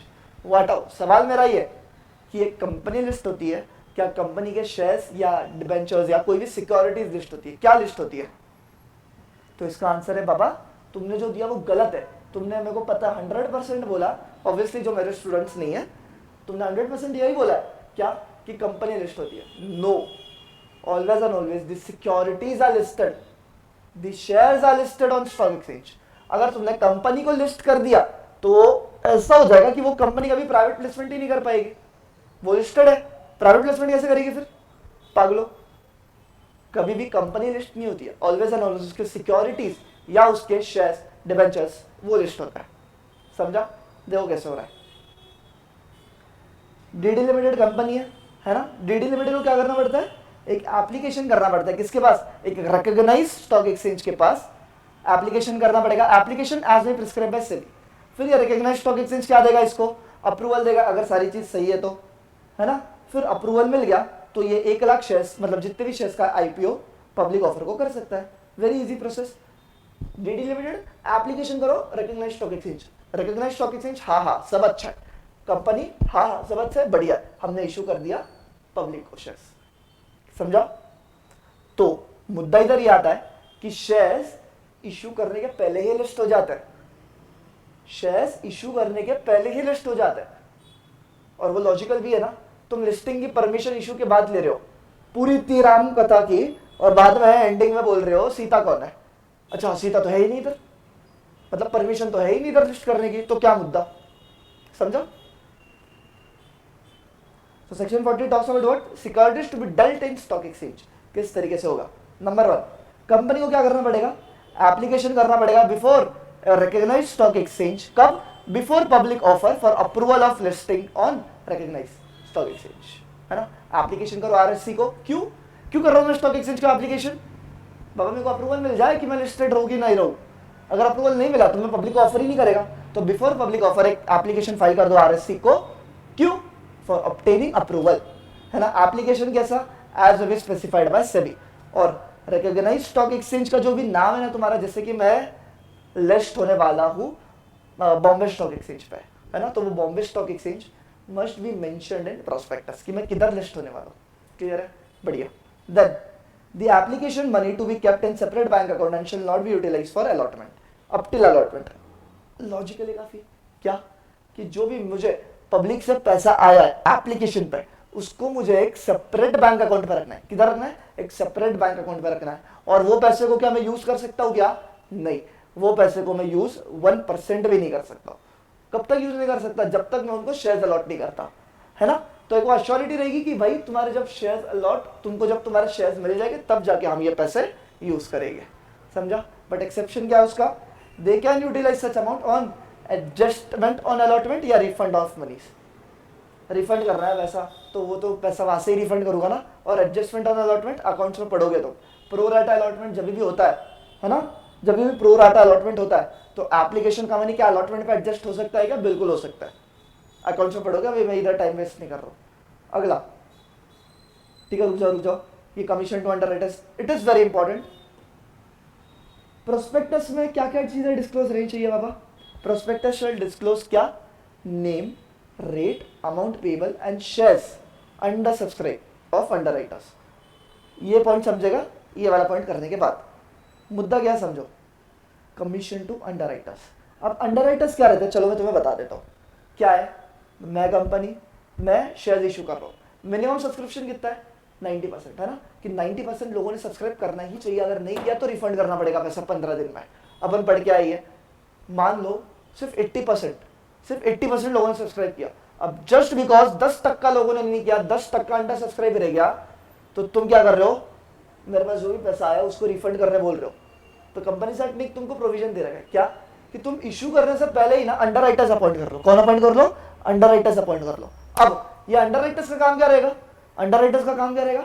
Underwriters comfortably एक अश्योरेंस देंगे तुम्हें क्या, कि अगर आपके शेयर्स सब्सक्राइब नहीं हुए तो हम मिनिमम सब्सक्रिप्शन की अश्योरेंस देते हैं। जैसे कि फॉर एग्जांपल मेरे 80% सब्सक्राइब हुआ है ना, तो 10% सब्सक्राइब कौन कर लेगा? अंडरराइटर। क्या हो गया क्या? 90%। पब्लिक का 80, अंडरराइटर का 10, एट द एंड शेयर्स 90% होने चाहिए। क्या होगा क्या? 90% हो गए, सिंपल, टाटा बाय बाय। तो वो रहते हैं अंडरराइटर्स। तो अंडरराइटर्स को क्या कमीशन मिलना चाहिए? अंडरराइटर्स ये काम फ्री में करेंगे क्या? नहीं ना। तो अंडरराइटर्स को कमीशन मिलना चाहिए, 100% मिलना चाहिए। तो ये अंडरराइटर्स का कमीशन तुम कहां से दोगे? The commission of underwriters may be payable out of, shall भी नहीं बोला है, केस स्टडी बनी है इस पे भयंकर वाली। तुम लोग 100% गलत करके आओगे अगर इधर ध्यान नहीं दिया तो। क्या बोला है? मे बी पेएबल आउट ऑफ, मतलब यहां से पे कर सकते हो क्या? इसके अलावा कहीं और कोई और सोर्स है वहां से तुम पे करना चाहते हो तो कर सकते हो क्या? 100% कर सकते हो। मे भी बोला है, मतलब चाहिए तो तुम इधर से पैसा दे दो अंडरराइटर्स को कमीशन का। अच्छा, इसके अलावा तुम्हारे पास कहीं और पे पैसा पड़ा है, वहां से दे दो, कोई प्रॉब्लम नहीं है। तो शैल भी नहीं है, मे बी है। लॉ की इंटरप्रिटेशन बहुत जरूरी। मे be payable out of what proceeds of issue और प्रॉफिट ऑफ कंपनी और बोथ। प्रोसीड्स ऑफ इशू मतलब क्या? जो भी पैसा मेरे को आया है शेयर इशू करके, क्या उसमें से मैं कमीशन दे सकता हूँ क्या? बिल्कुल दे सकता हूँ। या तो प्रॉफिट में से दो या दोनों में से दो, कोई प्रॉब्लम नहीं है। अच्छा, कितना रेट? मैक्सिमम रेट प्रिस्क्राइब करके रखा है। कितना?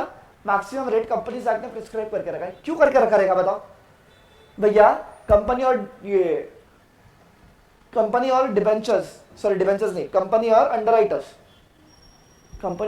के बीच में कॉन्ट्रैक्ट बना लिए ये लोग कि हम आपको 50%, कितना बाबू? वो बोल रहे हैं कंपनी और अंडरराइटर्स कि हम आपको 50% rate of interest, rate of commission देंगे। चलेगा क्या ऐसा?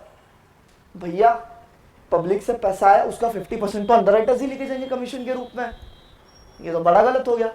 और फिर कंपनी और अंडरराइटर ने अलग से क्या करके रखा है कि मैं तेरे को 50% ऑन पेपर बताता हूँ, तू मेरे को बाद में तेरा कमीशन काट के पूरा का पूरा कैश सल्टा दे।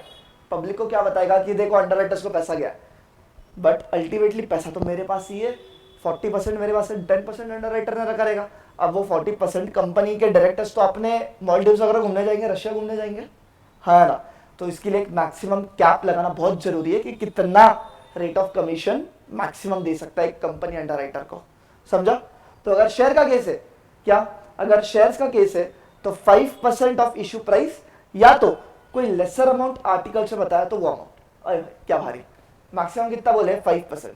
बट कंपनी के देखो, कंपनीज एक्ट 2013 बोलता है कितना? 5% ऑफ इशू प्राइस है, फेस वैल्यू नहीं है, इशू प्राइस, जो प्राइस पे इशू हो रहा है। ये चीजें ध्यान रखना बहुत जरूरी। 5% ऑफ क्या बोलो जल्दी? इशू प्राइस है। या तो कंपनी ने अपने आर्टिकल्स ऑफ एसोसिएशन में लिख के रखा है कि 3% देने वाले हम लोग, तो क्या प्रिवेल करेगा? 3%। तो 3% से कम दे सकते, 3% से ज्यादा नहीं दे सकते। समझो मुद्दे को। आर्टिकल्स, एंट्रेंचमेंट ऑफ आर्टिकल्स, तुमने ये चैप्टर नंबर 2 में पढ़ा है। एंट्रेंचमेंट ऑफ आर्टिकल्स मतलब क्या? तुम आर्टिकल्स को और स्ट्रिक्ट बना सकते हो, बट आर्टिकल्स को और ढीला नहीं बना सकते। और स्ट्रिक्ट बनाना मतलब क्या? 5% बोला है, मैंने उसको 3% किया, भाई और स्ट्रिक्ट बन गया ना। मेंबर्स के लिए तो अच्छी बात है, कम कमीशन जा रहा है, हाँ यार। तो एक्ट बोलता है 5% मैक्सिमम दे सकते हो तो, बट आर्टिकल्स बोलता है कि हम 3% ही देंगे। तो क्या प्रिवेल करेगा? 3%। किसी भी हालत में कंपनी 4% दे रही है तो नहीं चलेगा। क्या बोल के कि एक्ट बोलता है 5%, नहीं, तूने एओए में 3% लिखा है ना, तो 3% के ऊपर तू नहीं दे सकता। क्लियर है? सेम डिबेंचर्स के केस में 2.5% है और lesser amount as well prescribe by AOA. Shares में 5%, डिबेंचर्स में 2.5% of what? Issue price, of issue price. Clear है? Very good. हाँ, लास्ट सेक्शन फॉर दिस वाला पार्ट है ना। फिर पार्ट 2 में तुमको प्राइवेट प्लेसमेंट कराएगा मैं जीडीआर। जीडीआर क्या रहता है? जीडीआर क्या रहता है? Global depository receipt. सिंपल में बता देता हूं मैं तुमको। ये अपनी इंडिया है ना, ये देखो कितना प्यारा ड्रॉ किया है इंडिया। मैंने तालियां तो बनती है, घर पे बेटे एक ताली बजाओ, एक ताली होनी चाहिए ये डायग्राम पे। अपनी इंडिया है ये, है ना, एक कोई इंडियन कंपनी है। अब बात ऐसी हो रही है, इंडियन कंपनी को पैसा रेज करना है बाहर के फॉरेन इन्वेस्टर्स से। कर सकती है क्या? कर सकती है क्या बाहर के फॉरेन इन्वेस्टर्स से पैसा रेज? तो अभी अभी वो थोड़ा रूल्स बन रहे कि हाँ फ्रीली कर सकते हैं, बट पहले ऐसे नहीं था। एक जीडीआर करके कंसेप्ट था, ग्लोबल डिपॉजिटरी रिसीट। बोलो क्या? Global depository receipt. कैसे होता था समझो। देखो, जो अपनी इंडियन कंपनी है ना, इंडियन कंपनी शेयर्स देती थी किसको? डोमेस्टिक कस्टोडियन को। डोमेस्टिक कस्टोडियन कौन रहेगी? बैंक रहेगी या कोई भी रहेगी, इन इंडिया रहेगी वो, है ना। इंडिया के अंदर बनाना मैंने डोमेस्टिक कस्टोडियन, तो इंडिया के अंदर रहेगी। तो एक इंडियन कंपनी शेयर्स किसको देगी? डोमेस्टिक कस्टोडियन को देगी। फिर ये जो डोमेस्टिक कस्टोडियन है, इसने क्या करना है? ये जो भी शेयर्स है वो किसको देगी? फॉरेन डिपॉजिटरी बैंक को। किसको देगी? Foreign depository bank. तो अभी शेयर्स का होल्डर कौन है? ये फॉरेन डिपॉजिटरी बैंक होल्डर है। फिर ये फॉरेन डिपॉजिटरी बैंक, ये जो फॉरेन इन्वेस्टर्स है ना, इनको क्या देगी? जीडीआर इशू करेगी। क्या इशू करेगी? बोलो, जीडीआर, मतलब global depository receipt. Shares issue नहीं करती है, जीडीआर इशू करती है। शेयर्स इशू करने पे इंडिया में प्रोविजन ये था पहले, काइंड ऑफ इतने फ्री प्रोविजंस नहीं थे, ना ही है अभी भी, तो इसलिए क्या किया? जीडीआर इशू करता है। समझा? फिर ये जीडीआर के बेसिस पे फॉरेन इन्वेस्टर्स ये फॉरेन डिपॉजिटरी बैंक को पैसा देती है, फॉरेन डिपॉजिटरी बैंक पैसा देती है डोमेस्टिक कस्टोडियन को, और डोमेस्टिक कस्टोडियन पैसा देती है इंडियन कंपनी को। अंडरस्टूड है ना? तो ये जीडीआर का कंसेप्ट है। तो अगर किसी भी इंडियन कंपनी को जीडीआर इशू करना है तो they have to pass a special resolution. Tell me which resolution? Special resolution. बोलो कौन सा रेजोल्यूशन? फिर से स्पेशल रेजोल्यूशन। स्पेशल रेजोल्यूशन मतलब मिनिमम 75% की असेंट, मतलब कंसेंट लेनी पड़ेगी, हाँ लेना पड़ेगा, है ना। किस तरीके से इशू कर सकती है? पब्लिक ऑफर भी कर सकती है, प्राइवेट प्लेसमेंट भी कर सकती है, कोई दिक्कत नहीं। फिर फॉर्म ऑफ इशू किस तरीके से इशू करेगी? कंपनी नए शेयर्स जनरेट करके इशू करेगी, या तो एग्जिस्टिंग शेयर होल्डर से शेयर्स लेगी और वो शेयर्स डोमेस्टिक कस्टोडियन को देके जीडीआर इशू करवाएगी। कैसे भी हो सकता है। और हाँ भाई, वोटिंग राइट्स किसके पास रहेगा रे? वोटिंग राइट्स किसके पास हो गए? वोटिंग राइट्स देखो क्या बोला है? इन्वेस्टर्स के पास। कब से? Upon conversion of DR into shares. क्या बोला है? देखो सिंपल में बोलूं, वोटिंग राइट्स किसके पास रहेंगे? तो जब तक ये जो फॉरेन डिपॉजिटरी बैंक है ना, ये जीडीआर इशू नहीं करती है ना, तब तक ये फॉरेन डिपॉजिटरी के पास रहेगा। बट जब इसने जीडीआर इशू कर देती है फॉरेन इन्वेस्टर्स को, तो वोटिंग राइट रह जाती है किसके पास? मिल जाती है किसके पास? फॉरेन इन्वेस्टर्स के पास। क्लियर है? हाँ या ना? Tell me. यस, पक्का पक्का? हाँ, done. Section number 42 private placement, इसको एक अलग से वीडियो में कवर करेंगे, इसको थोड़ा डिटेल में जाएंगे, इसको फास्ट कवर नहीं करेंगे। हाँ ठीक है। वैसे भी अपने बेयर एक्ट ने ये दो अलग पार्ट्स बनाए हैं, सेक्शन 23 से 41 part A, section 42 part B. Bare act ने खुद ने इतना उसको वजूद दिया है, तो तुमको भी उसको अच्छे से वजूद देना पड़ेगा। अपन भी इसका एक अलग वीडियो बनाएंगे। क्लियर है? तो section 42 private placement will be done there. Other than that we have completed section number 41 तक, पूरा का पूरा ये चैप्टर डन है। ऑलराइट, तुम्हारे से बस एक ही चीज चाहिए मेरे को, प्लीज प्लीज प्लीज अपने एग्जिस्टिंग स्टूडेंट्स हो, बाहर के देख रहे हो, कोई भी, please like this video and comment कि आपको फर्दर ऐसे रिविजन्स चाहिए या नहीं, है ना। लाइक दिस वीडियो एंड दूसरी चीज करनी है, कमेंट कर देना कि आपको कैसा लग रहा है, इज इट गोइंग ग्रेट, आपको पसंद आ रही है, and shall we continue forward और नॉट, है ना। यस, ये की चीज मांग रहा हूं तुमसे मैं, पक्का। चलो मिलेंगे अपन in the next revision series of section number 42 जो रहेगा प्राइवेट प्लेसमेंट का। Till then bye bye, take care, पढ़ते रहो और हो सके तो ये नोट्स लिख लो अपने बुक्स में, है ना, ये नोट्स प्लीज लिख लो, इट इज वेरी इंपॉर्टेंट। और प्रिंट निकाल पाओ तो निकाल लो, I got no issues either ways, आपके कंफर्ट के हिसाब से, है ना। चलो बाय बाय, टेक केयर, पढ़ते रहना।